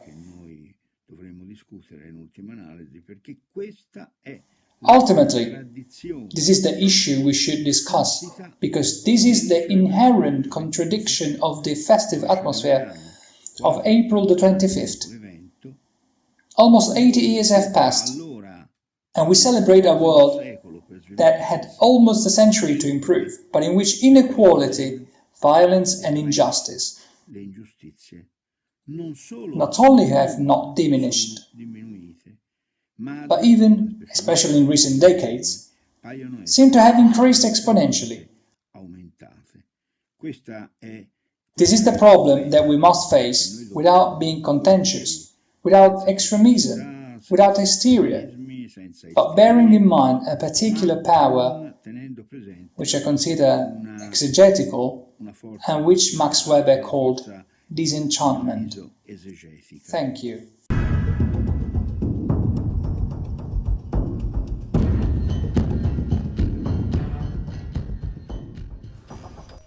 The United States Armed Forces possess or rent in Italy more than 2,300 buildings with a total area of 2 million square meters, occupying about 50 sites. To the US bases must be added the NATO's ones under US command and the Italian bases available to the USA and NATO use. The network of military bases in Italy is under the orders of the United States European Command, EUCOM, under the command of a general who is also the Supreme Allied Commander in Europe. The EUCOM area of responsibility is one of 6 unified combat commands by which the USA covers the globe, including the entire European region and all of Russia, plus Turkey, Israel, and Georgia. These are the most important USA NATO bases in Italy. The Aviano Air Base shelters US fighter planes, while the base in Gedi shelters Italian fighters under US command, ready to attack with B-61 nuclear bombs. The base in Vicenza shelters the US 173rd Airborne Brigade, whose forces are sent to Afghanistan, Iraq, Ukraine, and other Eastern European countries. The 173rd stands as this Army's sole airborne brigade in Europe, forward stage specifically to rapidly deploy, fight, and win. Between Pisa and Livorno, there is Camp Darby, the largest US arsenal outside of the United States, which supplies the US and Allied ground and air forces in Europe, Middle East, and Africa. According to the investigation by Italian magistrates, Camp Darby was part of the putschist Gladio network, as testified by Ferdinando Imposimato, honorary president of the Supreme Court of Cassation.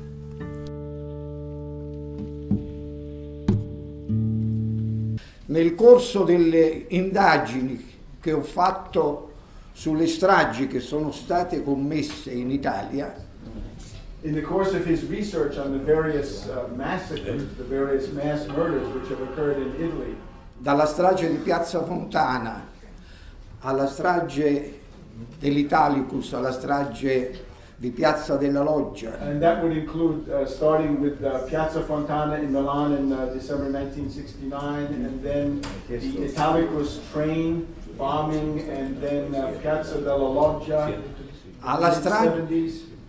Sì, ancora alla strage di Bologna e alle stragi di Capaci e di Via D'Amelio, dove sono stati uccisi, massacrati i miei colleghi Giovanni Falcone e Paolo Borsellino e gli uomini della scorta. He refers to the murder of other investigative magistrates, Judge Falcone and Judge Borsellino, and also members of their security details. Si è accertato che l'esplosivo utilizzato veniva dalle basi NATO. It was found that the explosives that were used came from NATO military bases. In alcune di queste basi si riunivano terroristi neri, esponenti della NATO, ufficiali della NATO, mafiosi, And in these bases we had meetings that were uomini politici italiani e massoni NATO officers, alla vigilia fascist terrorists. di attentati. Questo è stato riferito da testimoni diretti. And for all of this, there were witnesses who will testify that this is what happened. At Lago Patria, Naples, has its headquarters the Allied Joint Force Command, under the orders of the US Admiral who commands US naval force in Europe and those for Africa. At the general headquarters of Lago Patria, there is the NATO Strategic Direction South Hub, which carries out espionage activities in the Middle East and in Africa. At Sigonella, in Sicily, there is the largest USA NATO base in the Mediterranean, used for military operations, most of them are secret, in the Middle East, Africa, and other regions. It is one of 4 global stations of MUOS satellite system, which connects all US military forces to a single network, wherever in the world they happen to be. In Sardinia are the largest firing ranges for the training of Italian and NATO military forces. They are a source of environmental contamination which cause serious consequences for the health of the population. Panel 3. This panel opens with a video on the latest dangerous developments in nuclear arms race. Vladimir Kozin, Russia, Chief Advisor of the Center for the Political Military Studies. Diana Johnston, essayist and writer, USA. Secretary General of Campaign for Nuclear Disarmament, Kate Hudson, United Kingdom, examined the mechanism that increase the probability of a catastrophic nuclear conflict. After the atomic bomb of Hiroshima and Nagasaki in 1945, during 4 years, the United States was the only nation on Earth to possess nuclear weapons. The Pentagon calculated that 200 nuclear bombs would be enough to destroy the Soviet Union. In 1949, the Soviet Union carried out its first nuclear test. In the same year, when Washington learned that the USSR was about to possess the bomb, the United States created NATO. 6 years later, in 1955, the Warsaw Pact was formed. During the Cold War, United States maintained the domination of their European allies with NATO, using Europe as the front line in a nuclear confrontation with the Soviet Union. From 1945 to 1991, USA, USSR, and 7 other countries, a power equivalent to more than 1 million Hiroshima bombs. For the first time in history, they created a power of destruction capable of erasing the human species and almost any other form of life from the surface of the earth.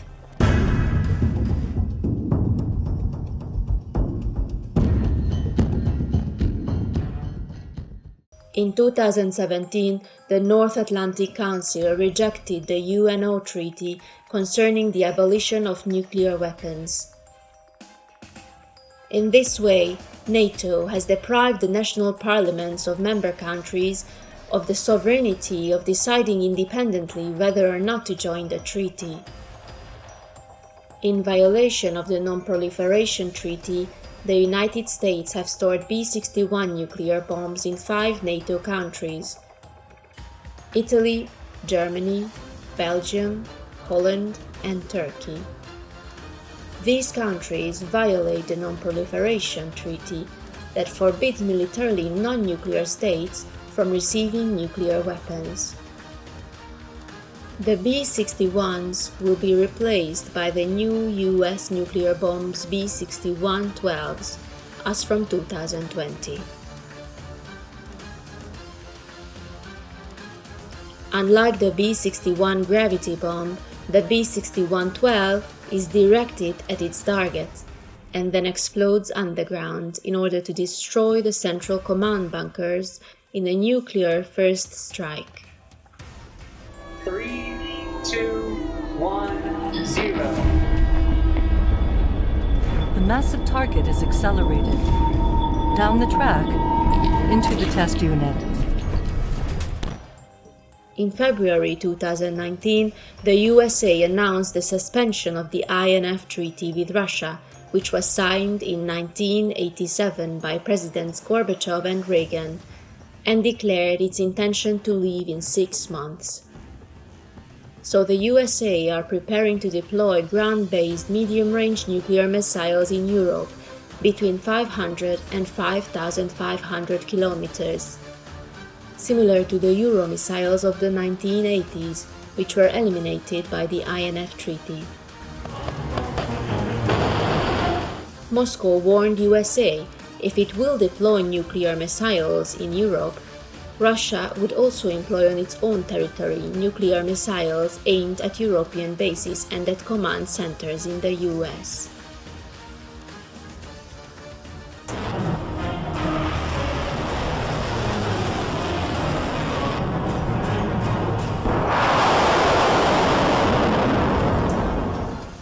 In this scenario, the geographical factor must be considered. While a US medium-range nuclear missile deployed in Europe can hit Moscow, a similar nuclear missile based in Russia can hit the European capitals, but not Washington. Reversing the scenario, it is as if Russia were to deploy medium-range nuclear missiles in Mexico, which could hit Washington. At the United Nations, the European Union voted against the Russian proposition to maintain the INF Treaty, thus giving the green light to the installation of new US missiles in Europe. Hi, hello. I am Vladimir Kozin, member of the Russian Academy of Military Sciences and member of the Russian Academy of Natural Sciences.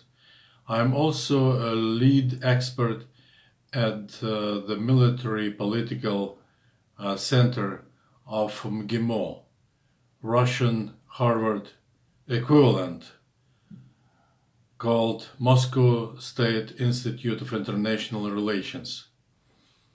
I'm going to debate via the internet with you, my dear colleagues, on contemporary nuclear arms control. Unfortunately, the developments in this area are very disturbing and very alarming. Actually, nuclear arms control has completely stalled, and there are no breakthroughs in potential positive movement to contain the current nuclear arms control. The level of nuclear confrontation is also very high. Unfortunately, this process have been characterized by the demise of the INF Treaty after the United States of America unilaterally withdrawn from it. The United States is also decided not to ratify the Comprehensive Test Ban Treaty, teared off the Joint Comprehensive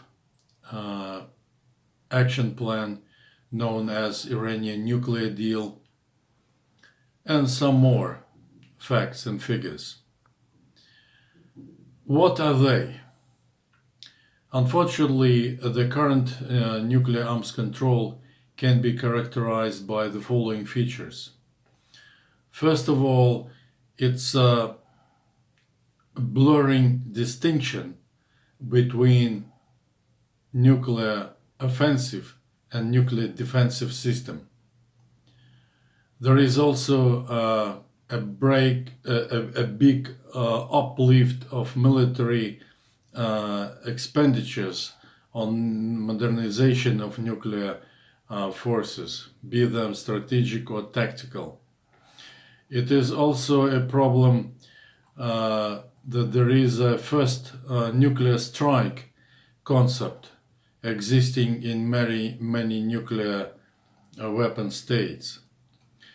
There is a wrong interpretation in the strategic stability terminology. There is also a neglection of the principle of equality and equal security in the nuclear weapons field. All nuclear weapons, also declared or non-declared, known as Nuclear 9, they have negatively responded to the international treaty signed in 2017 called the Treaty on the Prohibition of the Nuclear Weapons. So the overall situation is rather alarming. No doubt, such a nuclear arms race the humanity has brought from the last century to the current one can be complemented by two other arms control competitions, mainly missile defense arms race and space-based weapons arms race.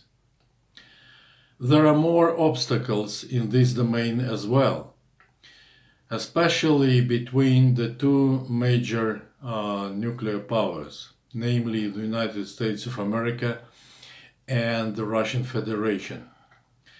I can catalog nearly 13 such negative features.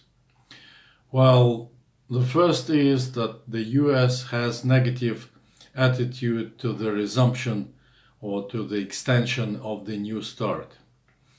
Second, the United States of America doesn't want to pull back all its tactical nuclear capabilities from Europe. Third, there is the desire of Washington to deploy extra nuclear-capable medium-range missiles that could fall into the category of the former scrapped INF Treaty.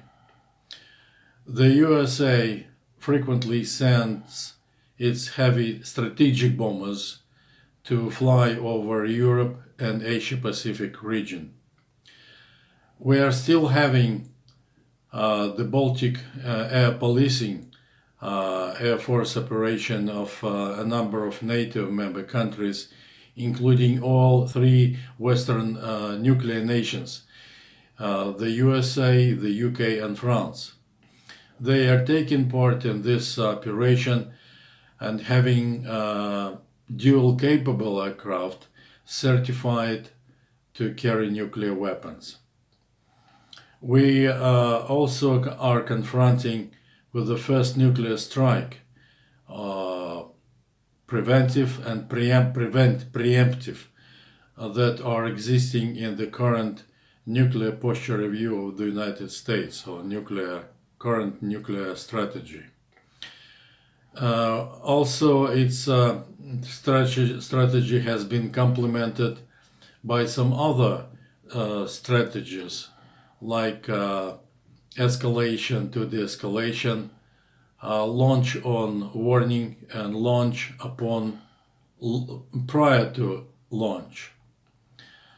There is too much strategic offensive weapons and tactical nuclear weapons deployed in the vicinity of the Russian Federation, and US heavy strategic bombers are frequently taking part in military drills.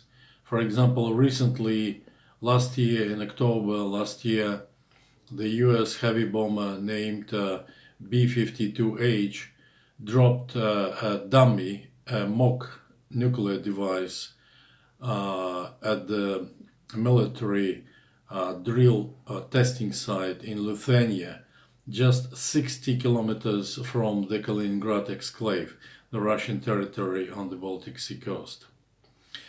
A number of US ballistic missile defense sites, like already commissioned in Romania and soon will be commissioned in Poland, can play a double-headed role. So besides housing ballistic missile defensive systems like interceptors, they can also put into the launching tubes offensive nuclear weapons and hypersonic missiles. And unfortunately, recently, Washington refused to repeat the famous Ronald Reagan and Mikhail Gorbachev formula that nuclear war cannot be won and therefore it cannot be fought. If we compare just two nuclear strategies, namely the United States and the Russian Federation, in a very short, concise form, I should stress that the first, the US nuclear strategy, can be identified as non-conditional offensive nuclear deterrence, while Russian nuclear strategy is based on conditional defensive nuclear weapons. Certainly, if we talk about potential human and environmental damages of using nuclear weapons, it's a very sad scenario. And many Western scholars and experts have already calculated that, for example, using 500 kiloton nuclear bomb delivered on New York City or Moscow could kill nearly 5 million people in each side. And even low-yield nuclear devices of 5 kiloton dropped over Washington can kill nearly 100,000 people of that city. More gloomy scenario predict that in several hours after an all-out global nuclear war, 34 million people will die and 57 million people will be injured. It will be a devastated area and a great impact on flora and fauna, and much more destruction will be attained if water dams and nuclear power plants are destroyed during this nuclear attack. So what are the practical suggestions to avoid nuclear war and to contain the current nuclear arms race? Well, first of all, it should be a commitment of all nuclear powers, nuclear capable states, to commit to a no first use of nuclear weapons or to no first strike of nuclear weapons. It's the easiest way to do, and it can be reached as the first stage, leading us to a complete global nuclear zero. Second, the United States of America should ratify the Comprehensive Test-Ban Treaty. Third, the United States has to extend the New START from the year 2021, February. Also, the United States has to proliferate the Incidents at Sea Prevention Agreement signed in 1972 to strategic ballistic nuclear submarines and strategic attack submarines while sailing underwater to avoid collisions between them. Unfortunately, in the past, Soviet/Russian and American submarines of this type have collided with each other in 11 cases. And the world was lucky to omit to avoid this kind of potential catastrophe. So NATO and USA should cancel the Baltic Air Policing Air Force operation in the Baltic Sea area over Lithuania, Latvia, Estonia, plus Poland. And finally, spacefaring nations have to sign the International PARAS, or Prevention of Arms Race in Outer Space Treaty, and the Treaty of No First Employment of Weapons in Outer Space.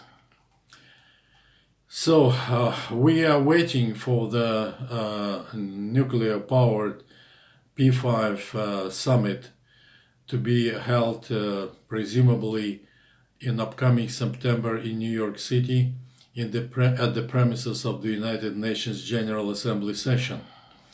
Moscow is working on a joint statement with other permanent members of the UN Security Council on the inadmissibility of any kind of nuclear war. It is very sad that in the light of the situation related to coronavirus or COVID-19 pandemic, the 2020 Non-Proliferation Review Conference has been postponed to a later date, but not later than April 2021. As to the Russian side, it still believes that complete elimination of nuclear weapons is only possible within comprehensive and complete disarmament and under conditions of equal and indivisible security for all of us, including nuclear states, in accordance with the Non-Proliferation Treaty. There is a feeling in the Russian Federation that creation of non-nuclear hypersonic weapon can gradually lead to the elimination of nuclear weapons. And my personal view is that a nuclear-free world can be built by 2045, by a centenary of the tragic use of nuclear bombs employed against Hiroshima and Nagasaki in 1945, or earlier than by 2045, if there is a worldwide consensus. And the final brush. So far, the highly virulent COVID-19 pandemic has created so far too many innocent victims amongst almost all countries all over the world, and caused tremendous economic and financial losses needed to fight this horrible disease. It is true. But it is also true that any nuclear conflict will have, God forbid, much horrible consequences across the globe that has done so far the coronavirus per se.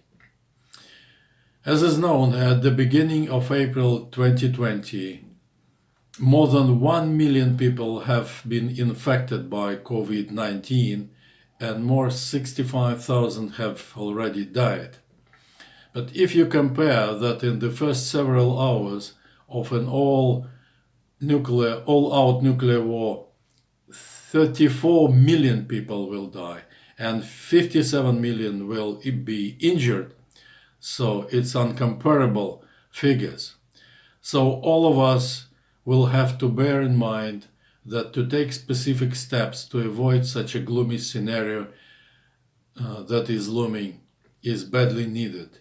So nuclear arms should be blocked, and a nuclear-free world could and should be attained by the year 2045. Thank you very much. Hello, friends, amici. This is Diana Johnstone speaking to you from confinement in Paris. I inherited some of my anxiety about nuclear war from my father, Dr. Paul H. Johnstone, who observed nuclear war planning from the inside while working at the Pentagon. This was during the height of the Cold War in the 1950s and 60s.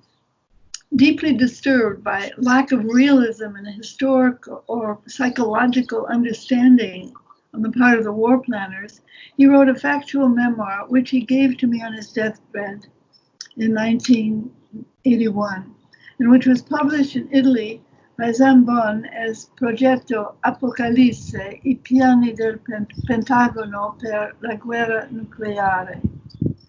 Unfortunately, it is still relevant.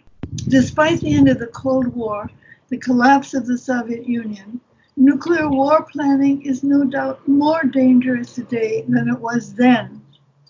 Only the ideological trappings have changed.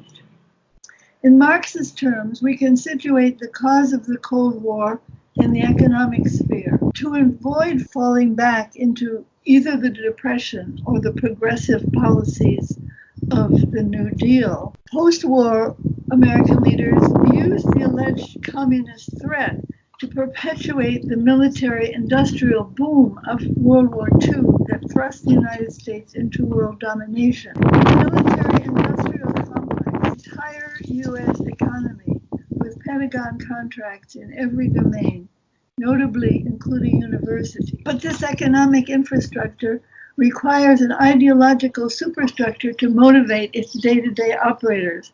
Their collective imagination is locked into fantasies about threats and enemies.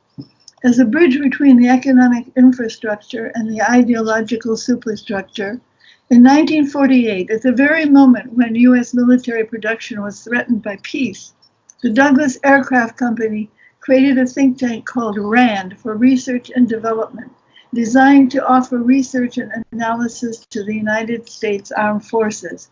To put it simply, the mission of RAND was to convince the Pentagon to grant huge contracts to companies like the Douglas Aircraft Company. The think tanks provided the imaginative framework for endless arms buildup. The necessary fantasy was provided and inflated by intellectuals, almost all of Eastern European origin, some who seemed eager to use American power to settle historic grudges, and who could claim to know everything about the horrors of communism. None was more influential than the systems analysis at RAND, named Al Wallstetter. Here's what my father wrote about the role of Wallstetter. In 1952, our American defense community was given a rude shock by a secret RAND study masterminded by an extremely bright and very persuasive analyst named Al Wallstetter. The study assumed a surprise Soviet attack upon all the strategic air command bases in the United States. The entire Soviet long-range bomber force would fly south over the seas and then sweep northward from the south, where there was no warning system, and proceed to destroy our entire strategic air force before we knew what was going on. To accomplish this, the Soviets would have to commit practically all of their heavy bombers. They would still lack fuel to return home. After a 2-hour briefing presented to defense officers and officials, replete as it was with charts and tables and graphs, and an assistant briefer always pointing his baton to the spot on the number to be emphasized, the listeners came away shivering in their boots and wondering if the plane overhead might not be a Russian bomber. One problem with the study was that it assumed everything worked perfectly. With perfect weather, nothing went wrong. Above all, the study assumed that such an insensate desire on the part of the Soviets to attack us that they would voluntarily accept the enormous risks of such a gamble. The dominant notion was that the Soviets were bent on world conquest. Almost never was there any suggestion that the Soviet arms were in any way defensive or that the Soviets feared us. There's no limit to theoretical fantasies which cannot be tested in any way. Normally, it's considered a good idea to understand your enemy. There was no serious effort to understand the enemy, only to attribute to him the most malevolent intentions imaginable. Even many years later, evidence to the contrary was still prevailing dogma that the communist world was a sort of monolithic theocracy, and the men and groups who controlled it were really not bound by any of the otherwise universally applicable laws of human behavior. That Wallstetter study, wrote my father, served to accelerate major changes in the way we envisaged a future war. Now, with nuclear weapons, the emphasis shifted to destroying the very structure of the national society targeted.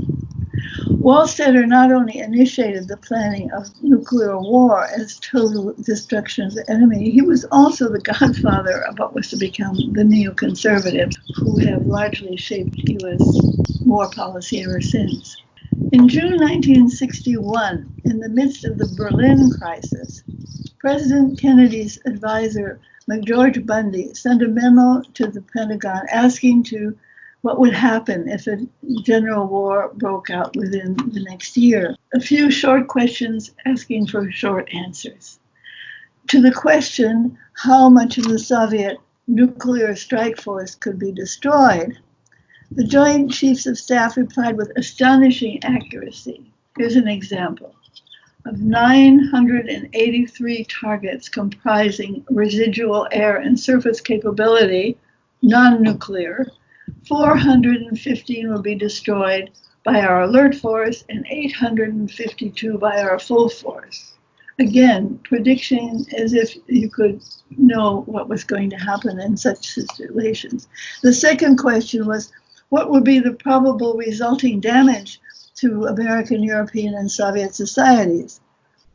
Here's another example. 295 Soviet cities would be struck by the full force, with 72% casualties to the urban population and 54 casualties among the total population of the Soviet Union.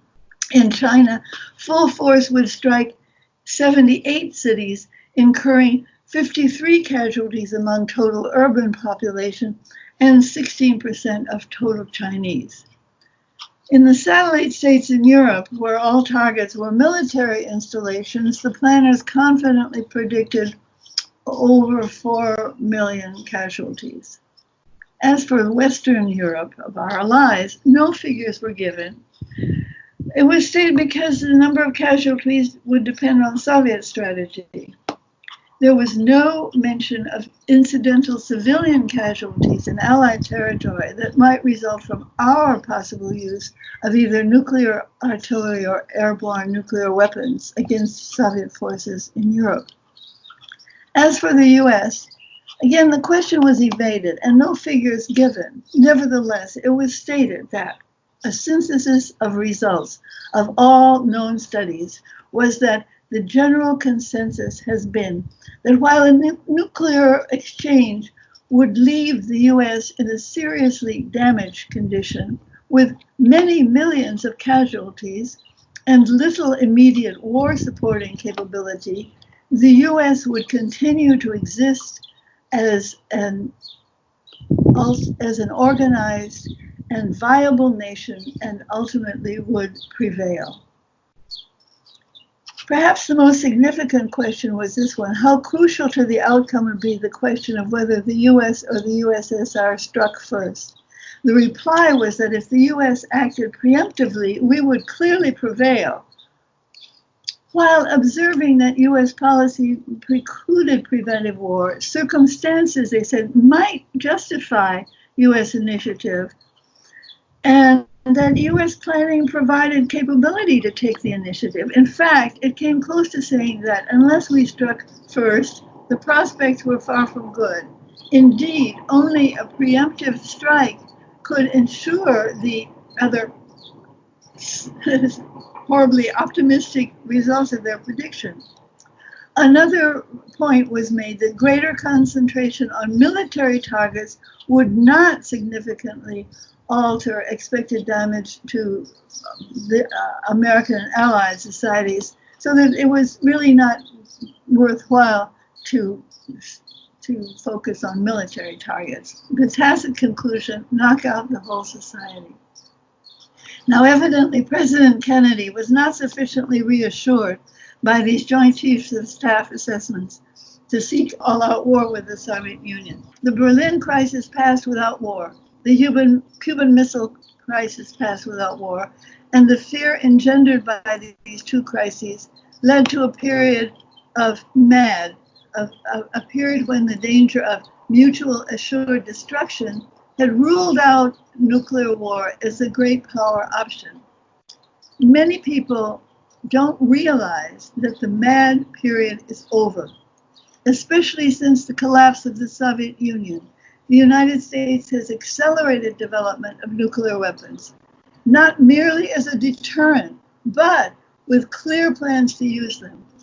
No first use was never a U.S. policy. After all, first use is what the United States did in 1945.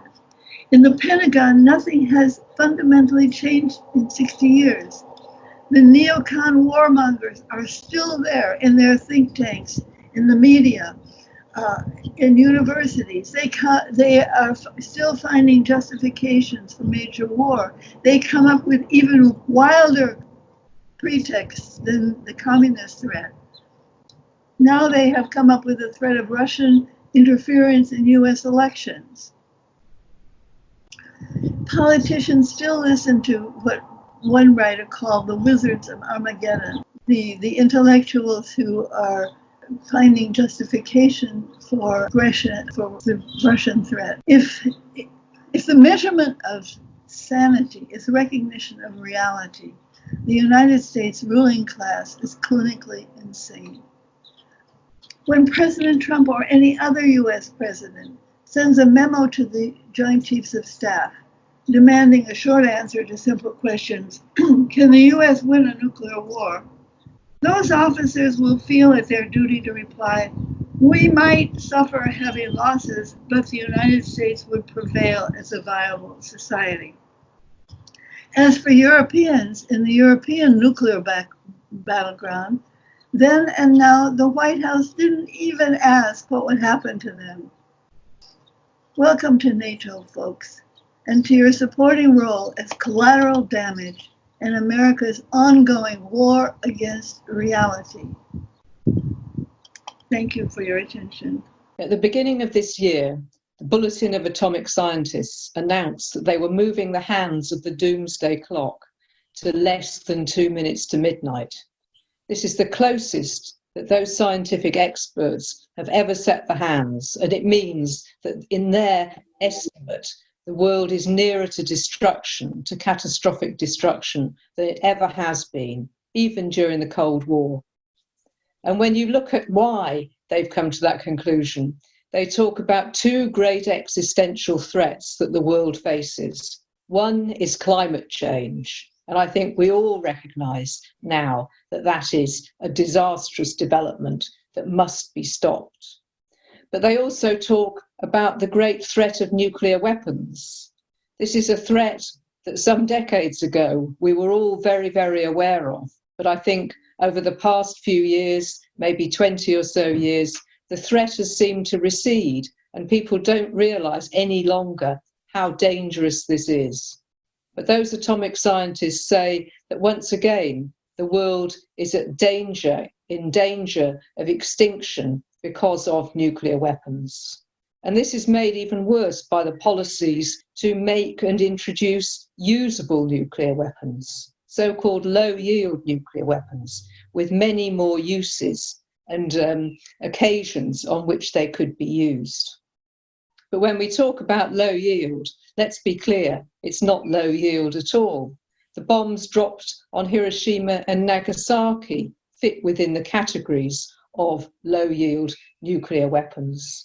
So this is a very dangerous and potentially disastrous situation, and we have to turn the tide. Fortunately, the overwhelming majority of countries in the world wish to see nuclear disarmament. For many, many decades, virtually all countries have signed up to the Nuclear Non-Proliferation Treaty, but the nuclear weapon states have continually stalled and put obstacles in the way of nuclear disarmament. Now, the majority of countries in the United Nations have brought forward a new treaty, the Treaty on the Prohibition of Nuclear Weapons. And that treaty is designed to outlaw and eradicate all nuclear weapons.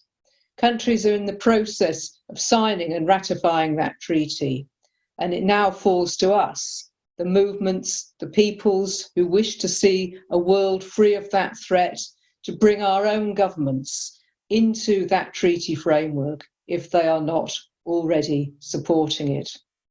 We know that the overwhelming majority, not only of states, but of peoples internationally, wish to see nuclear disarmament. That is one of the great challenges facing the world today.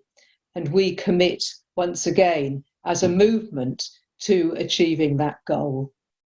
Panel 4, Freedom for Julian Assange. Giulietto Chiesa introduces this painful topic and explains why the struggle for Julian Assange's liberation is fundamental to defend freedom for thought and speech. A video card on Julian Assange by the Oceans on the Moon group follows.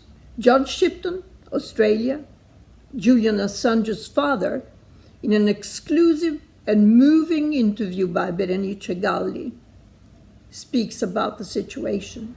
Anne Wright, former U.S. Army colonel and Italian journalist Germana Leoni von Dohnanyi illustrate the dramatic situation of Julian Assange, WikiLeaks founder and journalist, who is detained in London at risk of being extradited to the United States, where a life or death sentence awaits him.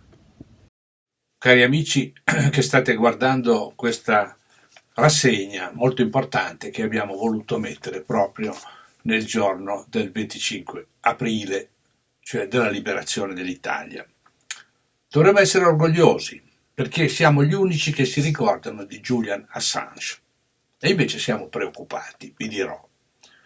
E lo siamo perché se va in porto il progetto di distruggere Assange, di rinchiuderlo definitivamente, di punirlo perché ha rivelato al mondo la verità e i fatti dei padroni universali o di una parte di loro, allora vuol dire che anche noi tutti, non parlo soltanto di noi giornalisti, noi tutti, anche voi che state guardando queste immagini, saremo in pericolo.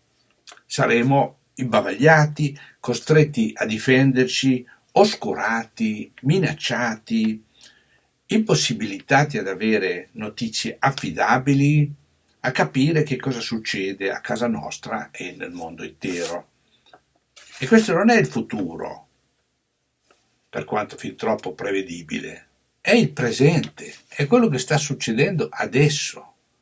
In Italia il governo in carica addirittura organizza una squadra di untori ufficialmente incaricata di fare pulizia di tutte le notizie che divergono da quelle ufficiali. È la censura di Stato, come altrimenti si può chiamare. Ma anche la RAI, non basta quella del governo, anche la RAI, televisione pubblica, istituisce una task force contro le fake news per cancellare le tracce delle loro bugie quotidiane che inondano tutti i loro teleschermi e tutti i loro giornali. Si potrebbero fare molti esempi, ma non li farò, non occorre. Andate a vedere il filmato di Mazzucco sulla la caccia alle fake news, cioè la caccia a gente come Mazzucco, come me, come Dinucci, come tutti quelli che difendono per esempio Assange. E poi ci sono, ancora peggio, molto peggio, i tribunali misteriosi che sono di gran lunga più potenti di quanto non siano questi cacciatori di fake news.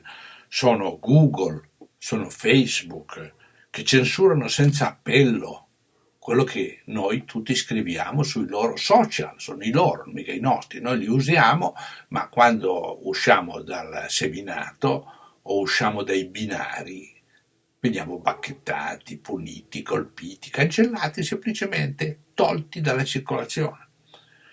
Sono loro che censurano senza appello, che distorcono, che manipolano le notizie, che mostrano ciò che decidono i mercati e cancellano tutti gli scomodi ficcanaso con i loro algoritmi e i loro trucchi segreti. Per esempio, come si fa la home page di Google? Come si fa a far sparire una notizia mettendola in fondo, sconosciuta e invisibile? Lo decidono i loro algoritmi. E tutto questo avviene alla luce del sole, con il plauso o il silenzio dei mass media che tutti i giorni noi vediamo. Siamo già circondati da nuovi tribunali che cancellano i nostri diritti. Vi ricordate l'articolo 21 della Costituzione italiana? C'è scritto: tutti hanno diritto di manifestare liberamente il proprio pensiero, con la parola, lo scritto e ogni altro mezzo di diffusione. Ma 60 milioni di italiani sono costretti ad ascoltare un solo megafono che urla da tutti i 7 canali televisivi del potere, sempre con le stesse facce. Non so se vi siete accorti, sempre le stesse facce. Sono 2-3 anni che vediamo solo loro. Una voce unica, monotona, sistematica, che quando ritiene opportuno urla e crea allarme e quando ritiene opportuno invece chiude tutti gli spazi e li riserva solo a loro, a una trentina di persone che decidono ciò che devono ascoltare 60 milioni di italiani. Come esercitare il nostro diritto? In queste condizioni è impossibile esercitarlo, mentre la rete, i social network, i giornali sono di fatto censurati, come si è visto, in modo subdolo e palese, senza possibilità di appello. Ecco perché Julian Assange è un simbolo, è una bandiera. Per questa ragione, perché l'ha rappresentata in modo plastico, e il silenzio che circonda il suo processo è la prova provata di come la censura può agire non solo raccontandoci bugie, ma tacendo ciò che per loro non deve essere noto. Ma Assange ci può servire anche come un invito alla riscossa, al risveglio. Prima che sia troppo tardi anche per noi dovremmo capire che è indispensabile unire le forze, quelle che abbiamo, che non sono neanche tanto piccole, ma che hanno un difetto fondamentale, quello di essere frazionate, divise, incapaci di parlare con una voce unica. E io invece ritengo che occorra creare o cominciare a creare una risposta coordinata, un megafono alternativo, uno strumento che sia capace di parlare ai milioni di spettatori, ma soprattutto di cittadini che vogliono sapere. E per difendersi devono sapere, e per difendersi devono organizzarsi. I mesi a venire, credo che tutti ormai l'abbiamo capito, saranno una successione di colpi, di terremoti, di attentati alla nostra libertà. Se milioni di pecore, spaurite, ascolteranno e vedranno solo ciò che suona il pifferaio magico, allora andremo tutti in schiavitù, molto velocemente. E andare in schiavitù vuol dire anche andare in guerra, perché questi signori che controllano e dominano il pensiero almeno di 2,5 miliardi di persone vogliono la conquista di tutto, non del denaro. Vogliono la conquista fisica dei beni della terra prima che il denaro che hanno creato a dismisura vada in fumo. Allora è il momento di svegliarsi. Anche per questo abbiamo deciso di fare questo incontro che avremmo preferito fare a Firenze in un teatro e invece siamo costretti a fare sulla rete che è la loro fino a che ce la lasceranno. Julian Paul Assange is an Australian journalist, programmer and activist, co-founder and managing editor of WikiLeaks. Over the years, WikiLeaks has released secret government and business documents received by anonymous sources in order to ensure fair and transparent information to the public opinion. On April 5, 2010, WikiLeaks released a 27 video. The footage shows the attack of a group of Iraqi civilians by American soldiers. The SA army justifies the attack, stating the victims were armed. WikiLeaks video disproves them. In the following months, with the help of American military analyst Chelsea Manning, new revelations came out. Iraq and Afghanistan war logs and the Cablegate. In November 2010, WikiLeaks exposed over 350,000 US diplomatic documents, most of them confidential or secret.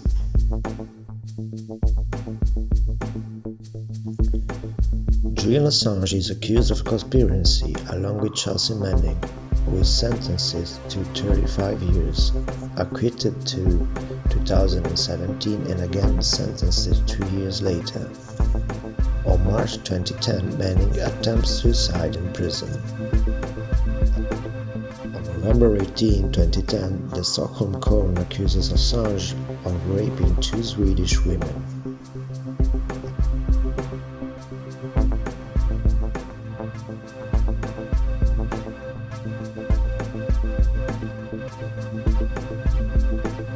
In August 2012, Assange received political asylum in the London Ecuadorian embassy to avoid political persecution and extradition to the United States. El País recently revealed that Assange was being spied on by a hidden camera.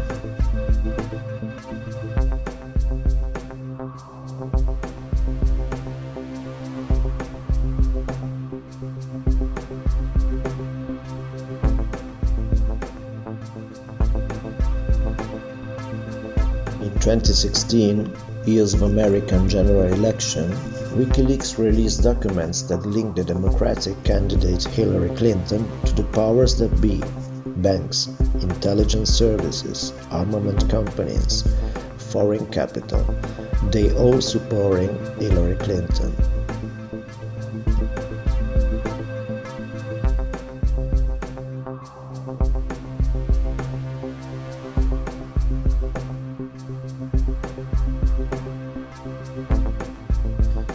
In October 2017, Hillary Clinton accuses Assange of being in the service of a dictator.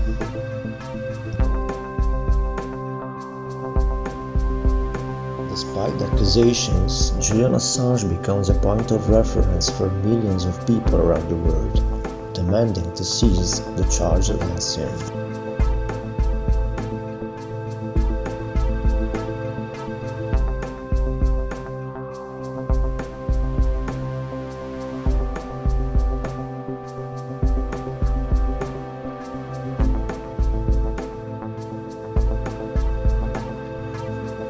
In 2017, Italian artist Davide Dormino creates a work dedicated to Julian Assange, Chelsea Manning and Edward Snowden, titled Anything to Say.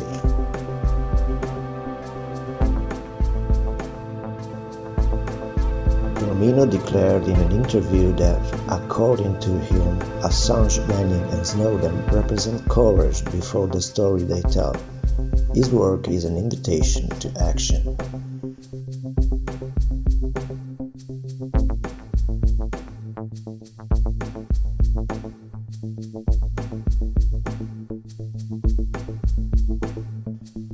In May 2017, Sweden dropped accusations. Scotland Yard remains inflexible. If he leaves the embassy, we will arrest him for other charges. New Ecuador President Lenin Moreno removed political asylum to Julian Assange, who was arrested by British police on April 11, 2019.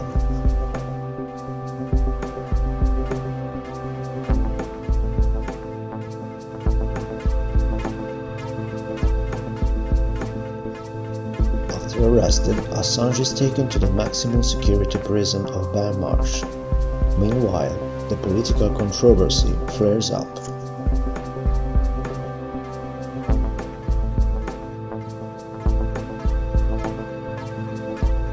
Groups of citizens are forming, demanding freedom for a journalist who has revealed some of the darkest secrets of recent years.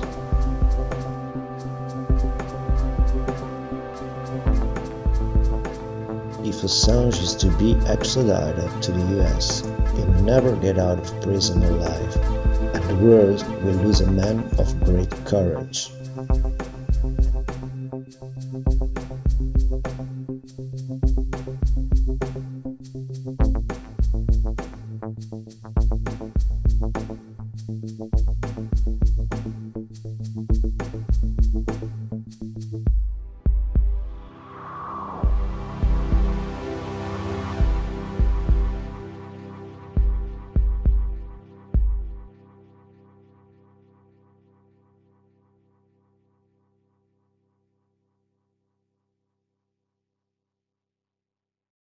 Good morning. My name is Ann Wright. I'm a retired U.S. Army colonel with 29 years in the U.S. military.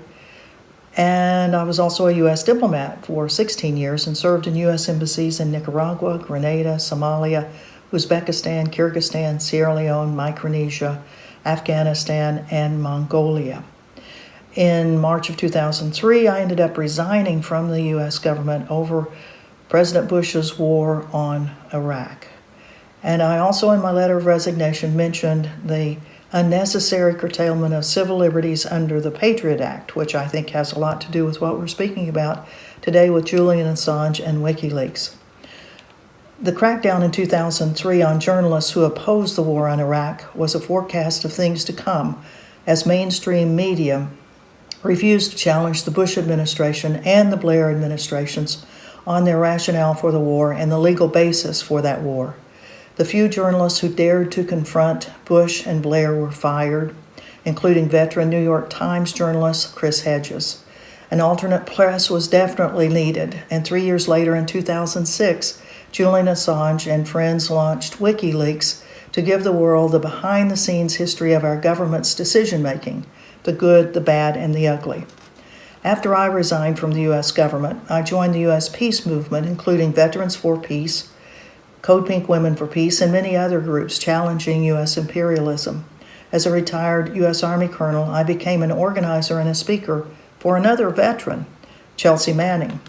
The lives of Julian Assange and Chelsea Manning have been intertwined in their efforts to provide information to the public about the lies, corruption, and criminal acts in the wars of the United States. As you remember, Chelsea was prosecuted for providing U.S. military and diplomatic documents to Julian and WikiLeaks about the wars on the peoples of Afghanistan and Iraq. In April 2010, WikiLeaks published the U.S. Army's video that Chelsea provided that graphically demonstrated 3 U.S. Army helicopter airstrikes in Baghdad that killed 18 persons, including the July 12, 2007 murder of 2 journalists, Syed Shmanda and Namir Norbad, who were a film team that worked for Reuters. The video became known as Collateral Murder. In July of 2010, WikiLeaks published 75,000 of 91,000 U.S. military documents called the Afghanistan Warlords. In October of 2010, WikiLeaks published 280,000 Army reports that became known as the Iraq Warlogs. And in November 2010, WikiLeaks published 250,000 U.S. diplomatic cables known as Cablegate. In midst of WikiLeaks' 2010 publication of these documents, Chelsea Manning was arrested, imprisoned, and in July 2013 was convicted by U.S. military courts of violations of the Espionage Act and other offenses for providing documents to WikiLeaks for 7 years, from May 27, 2010 until January 17, 2017, when President Obama commuted her 35-year sentence. Chelsea had been in jail. In June 2012, 2 years after Chelsea was put in pretrial confinement in military prison, and prior to her July 2013 court-martial, Julian Assange took refuge in the Embassy of Ecuador in London and was granted asylum by the government of Ecuador due to legitimate fears of political persecution of his journalism and of extradition to the United States. While Julian was in the Embassy of Ecuador, concerned citizens around the world held vigils for him and for Chelsea. I was a part of 2 delegations that visited Julian while he was in the Ecuadorian embassy. Our groups, called Veterans Intelligence Professionals for Sanity and the Sam Adams Whistleblowers, had several dinners long into the evening with Julian as we discussed the state of journalism and the state of the world. Our group had former and retired U.S. and U.K. government officials who have been whistleblowers on misconduct of the U.S. and U.K. governments in war and in governmental spying on private communications of their citizens, as well as citizens and governments around the world. In January 2018, Julian was granted Ecuadorian citizenship, but it was suspended in 2019 by a new Ecuadorian government under pressure from the United States and the UK. 1 year ago, on April 11, 2019, Julian had been in the Embassy of Ecuador for almost 7 years when his request for asylum was canceled by the new Ecuadorian government. Ecuadorian officials allowed London police to enter the embassy and arrest Julian. Later in the day, on April 11, 2019, Julian was found guilty of breaching the Bail Act and on May 1, 2019, was sentenced to 50 weeks in Belmarsh prison outside of London, where he remains. On the same day, the United States government unsealed an indictment against Julian for alleged computer intrusion related for the leaks provided by Chelsea Manning. On May 23, 2019, the U.S. government further charged Julian with violating the U.S. Espionage Act of 1917. Meanwhile, back in the United States, in March of 2019, we began vigils for Chelsea as she was called to testify before a grand jury in Virginia.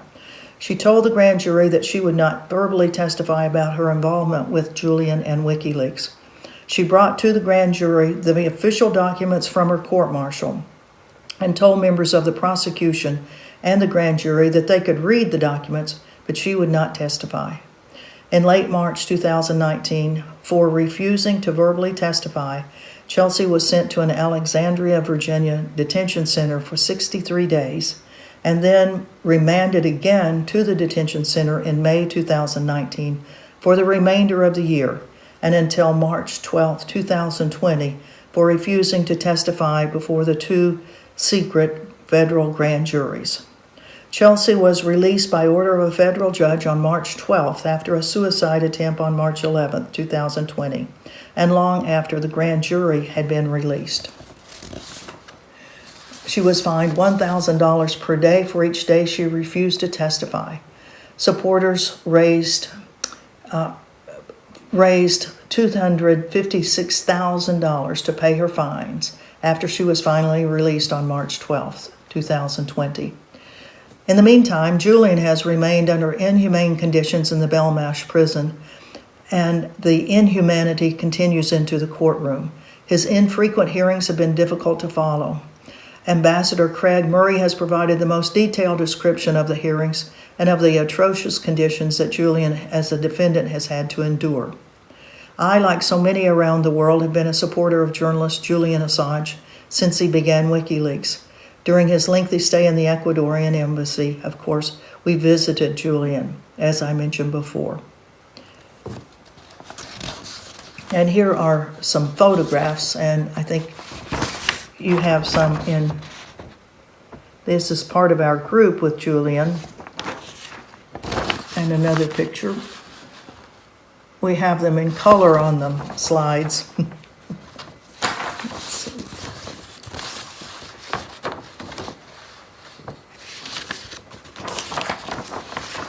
Okay.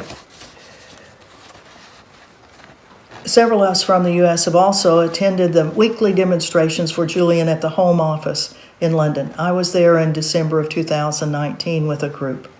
Many journalists and human rights organizations have strongly denounced the UK and US vindictive legal actions against Julian.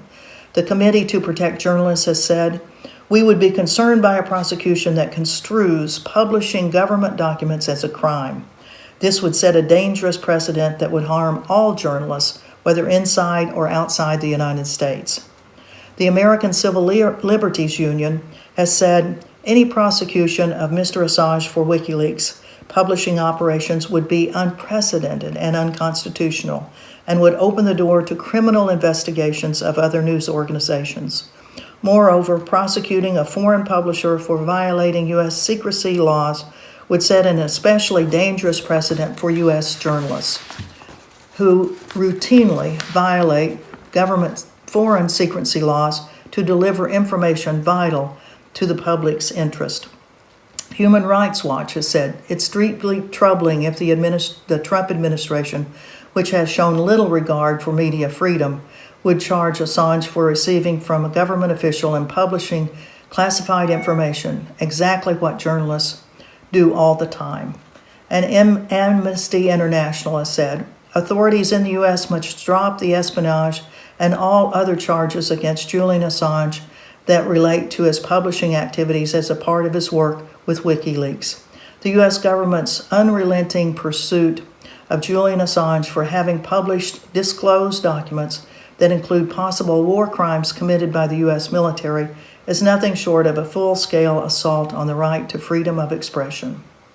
Moreover, more than 160 medical authorities in November of 2019 wrote to the British government stating Julian urgently needs medical treatment at a university hospital for treatment of psychological problems, including depression, as well as dental issues and a serious shoulder ailment. At this time, Julian is in danger of the COVID-19 virus while he's still incarcerated in Belmarsh prison. He has not been convicted of any offense. He he is being detained in a maximum security facility at the behest of the U.S. government. He is a political prisoner incarcerated solely to facilitate hearings for his extradition to the United States, where he faces Espionage Act charges and life imprisonment for publishing evidence of war crimes. And I'd like to go on to one other issue that you all are discussing in your very important conference. As a last item, here in Hawaii and the Pacific, a huge naval military war exercise with 25,000 military personnel from over 20 countries, having 200 ships, submarines, and aircraft, are scheduled for a 6-week exercise during the COVID-19, scheduled in the waters around Hawaii. We would like for your support for the cancellation of this exercise. Please consider signing our petition, Cancel RIMPAC, and I'll show you a picture of that right now. Let's see. As we go on to another computer, let's see where we have that. There it is. Okay, we would like for you to consider, right here, stop the largest naval exercise in the world. And right now we have almost 8,000 signatures. So as a final thing, I thank you all very much for having your conference. I'm honored to be a part of it. And let's get peace in our world. Stop all the militarism around the world. Thank you.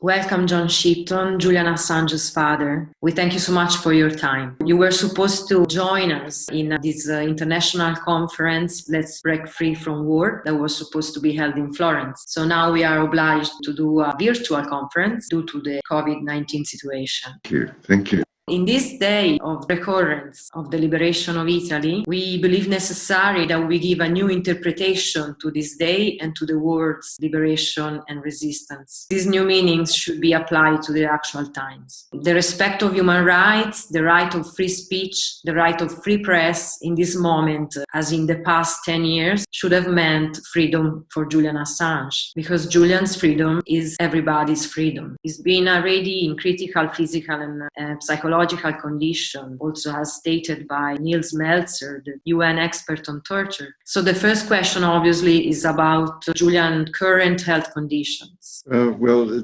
Julian has a lung condition which puts him in particular danger in Belmarsh maximum security prison.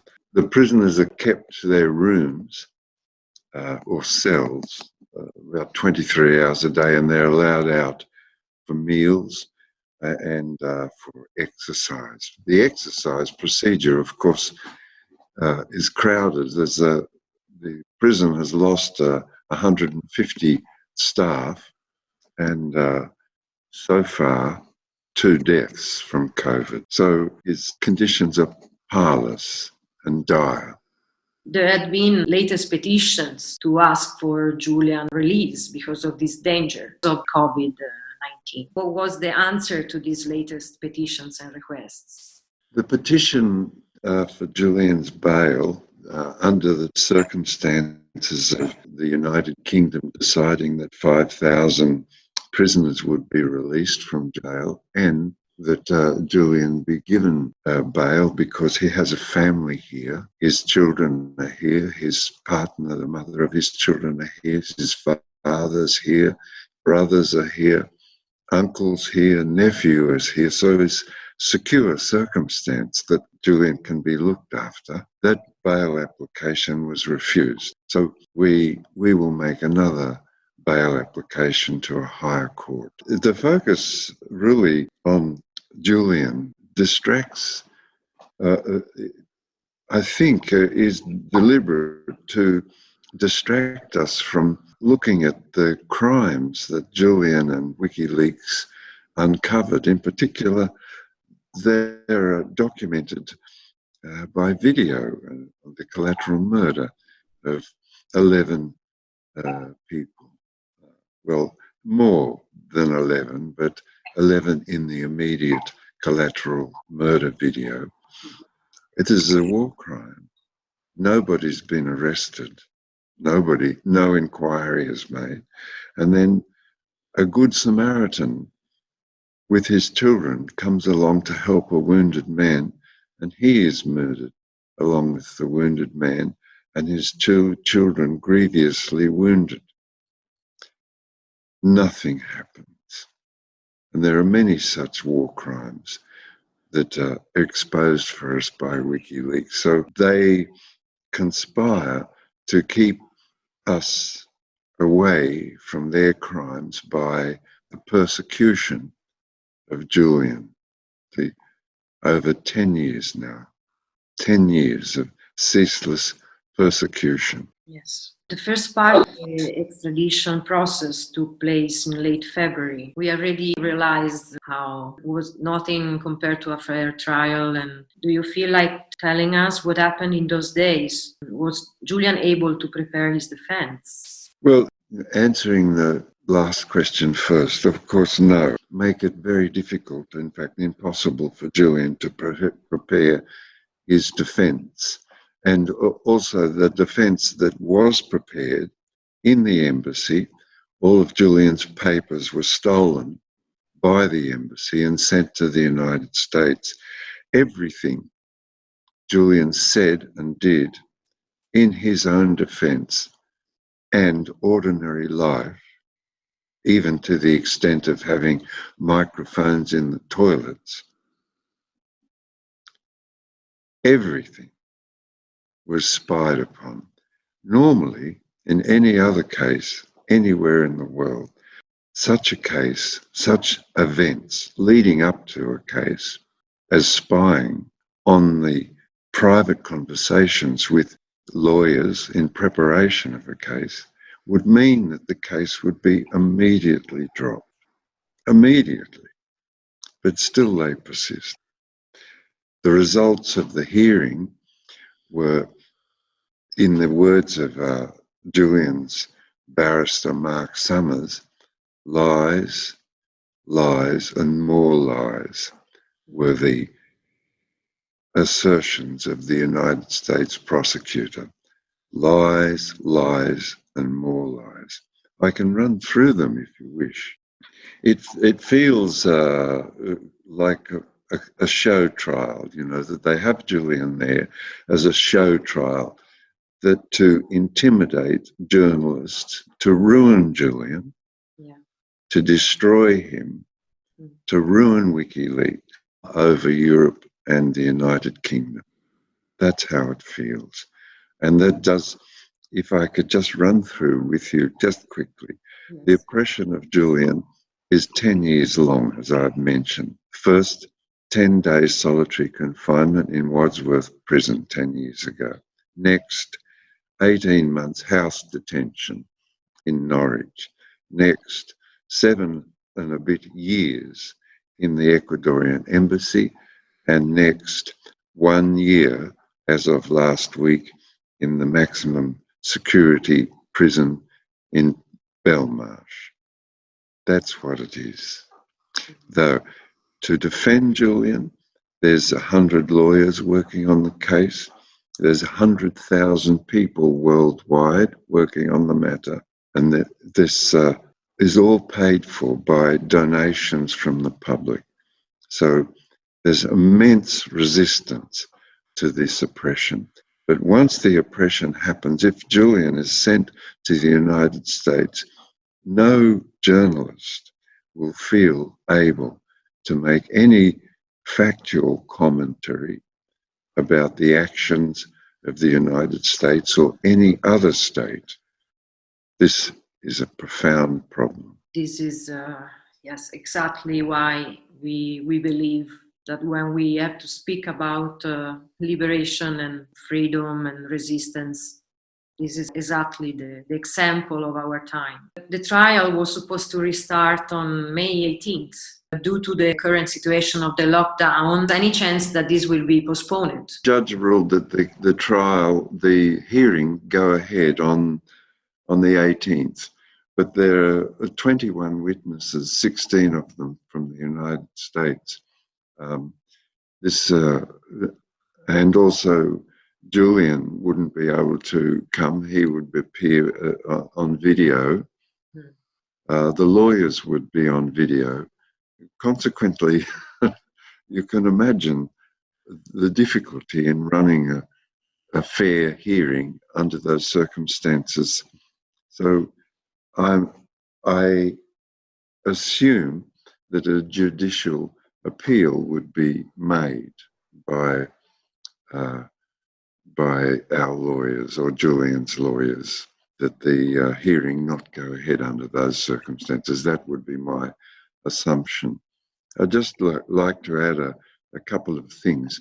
In the impression and intimidation of publishers and journalists, publications, if you, Berenice Galli, were to find some information interesting about the distribution of COVID-19, you could be threatened with extradition to the United States so that you wouldn't be able to reveal, or if you did reveal, threatened, taken to the United States and accused of espionage for revealing some truth about the distribution of COVID-19. That's the circumstances we find ourselves in. And those circumstances will be alleviated if Julian's extradition doesn't go ahead. Then the United States will feel that it cannot intimidate Europe and cannot intimidate journalists and publishers. But currently, that intimidation seems to be working. You have fought very strong and personal battles in these past months, especially through European countries and also through European institutions. What is your experience about this? And do you feel you received real support from European countries, or you felt it was more like a symbolic position? No, not at all. The support from Europe has been very strong. In particular, to say Italy has been very strong. And Austria has made a government declaration of support. The European Human Rights Commission has made a declaration of support. The Council of Europe has made a declaration of support. The Canton of Geneva has offered a humanitarian visa. The support is very strong in Europe.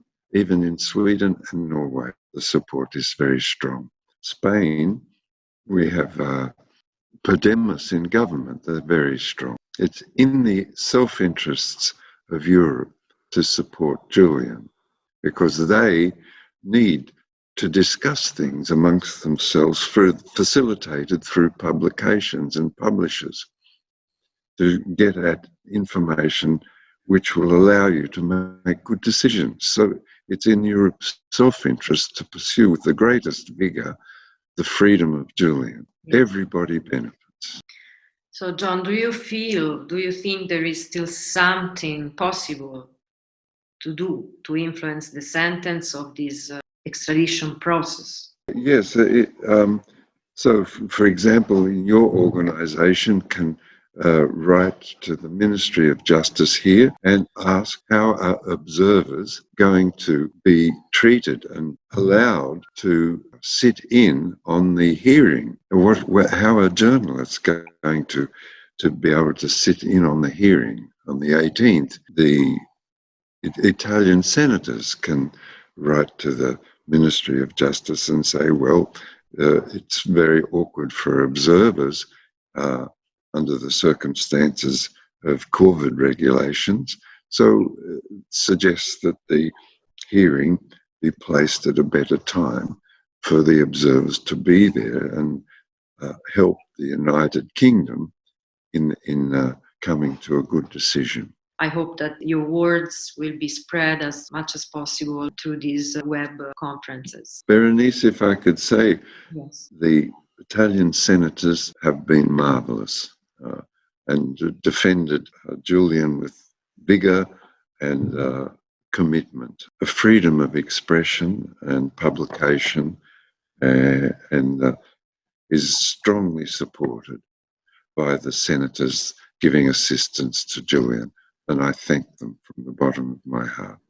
For once, we are very proud of this Italian quality. A growing number of people from all over the world is asking for Julian's freedom now. So the movement for Julian grew up so much. But we all feel such a strong powerlessness.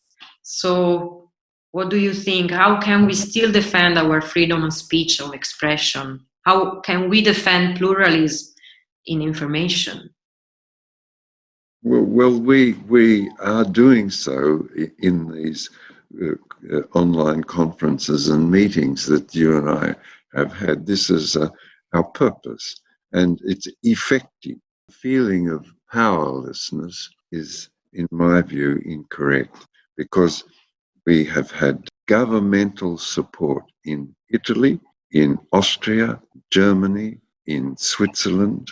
So this is something of substance. It's not nothing, that it has a little way to go, and that the momentum has been interrupted by the terrible sufferings that Italy has suffered under COVID, that has been interrupted, is a natural phenomenon.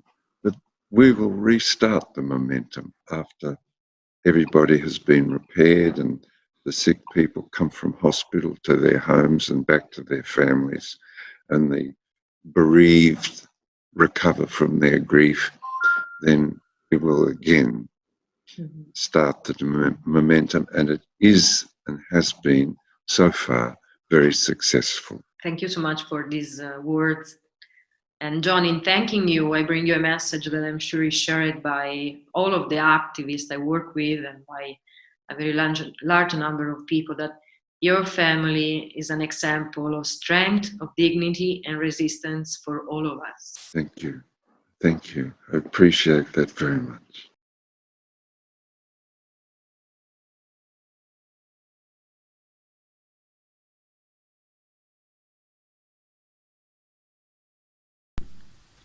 Hello everybody.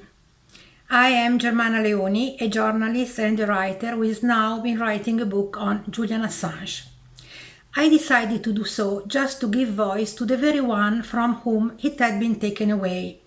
I'm talking of Julian Assange, of course, the founder of WikiLeaks. If you search WikiLeaks on the internet, you'll find it described as a no-profit organization and so on. But WikiLeaks is much, much more than that. It is one of the most interesting phenomena of our times. I could argue it's a media insurrection, a reaction to the narcotic homogeneity of the mainstream media narrative. It is a one-track approach, an approach instrumental in manufacturing consensus around the power. But consensus to what, you may ask? Consensus to the militarization of the planet, for example. Consensus to coups passed off as colored revolution or Arab Springs. I'm talking about the neo-colonial wars of conquest in North Africa and in the Middle East, Afghanistan, Iraq, Libya and Syria. All military aggressions passed off as humanitarian intervention. But Julian Assange broke the walls of lies built up to justify them. The book I'm writing provides a different interpretation of history, the one that Julian Assange wanted to be known, the one for which he paid a very heavy price. This is a story told through secret documents and videos delivered to WikiLeaks from courageous whistleblowers, or through intelligent files that had been hacked, or through intercepted emails and so on. That means through facts and not propaganda. At the end of the book, you'll find out what I myself discovered in the war-torn Cambodia in the early 90s, when an insider helped me find my way in just one sentence. Remember, nothing is as it seems. You will find out that the good guys are not that good, that the bad guys are not that bad, and that you can't tell history in black and white, because in doing so, you lie.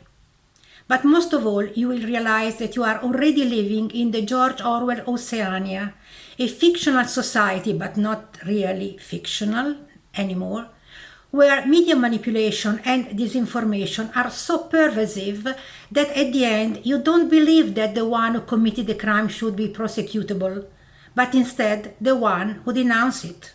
And that's the reality what we are facing right now.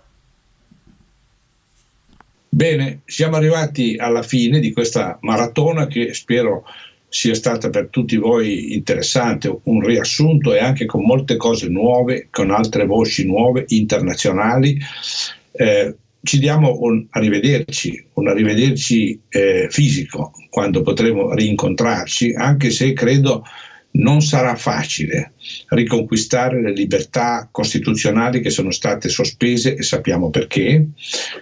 Già vedo e si intravedono segni che dimostreranno, ci metteranno in situazioni difficili in cui dovremo combattere per riavere le libertà che sono state sospese. Questo è il primo punto. Dobbiamo sapere che la situazione sarà molto più critica, molto più drammatica.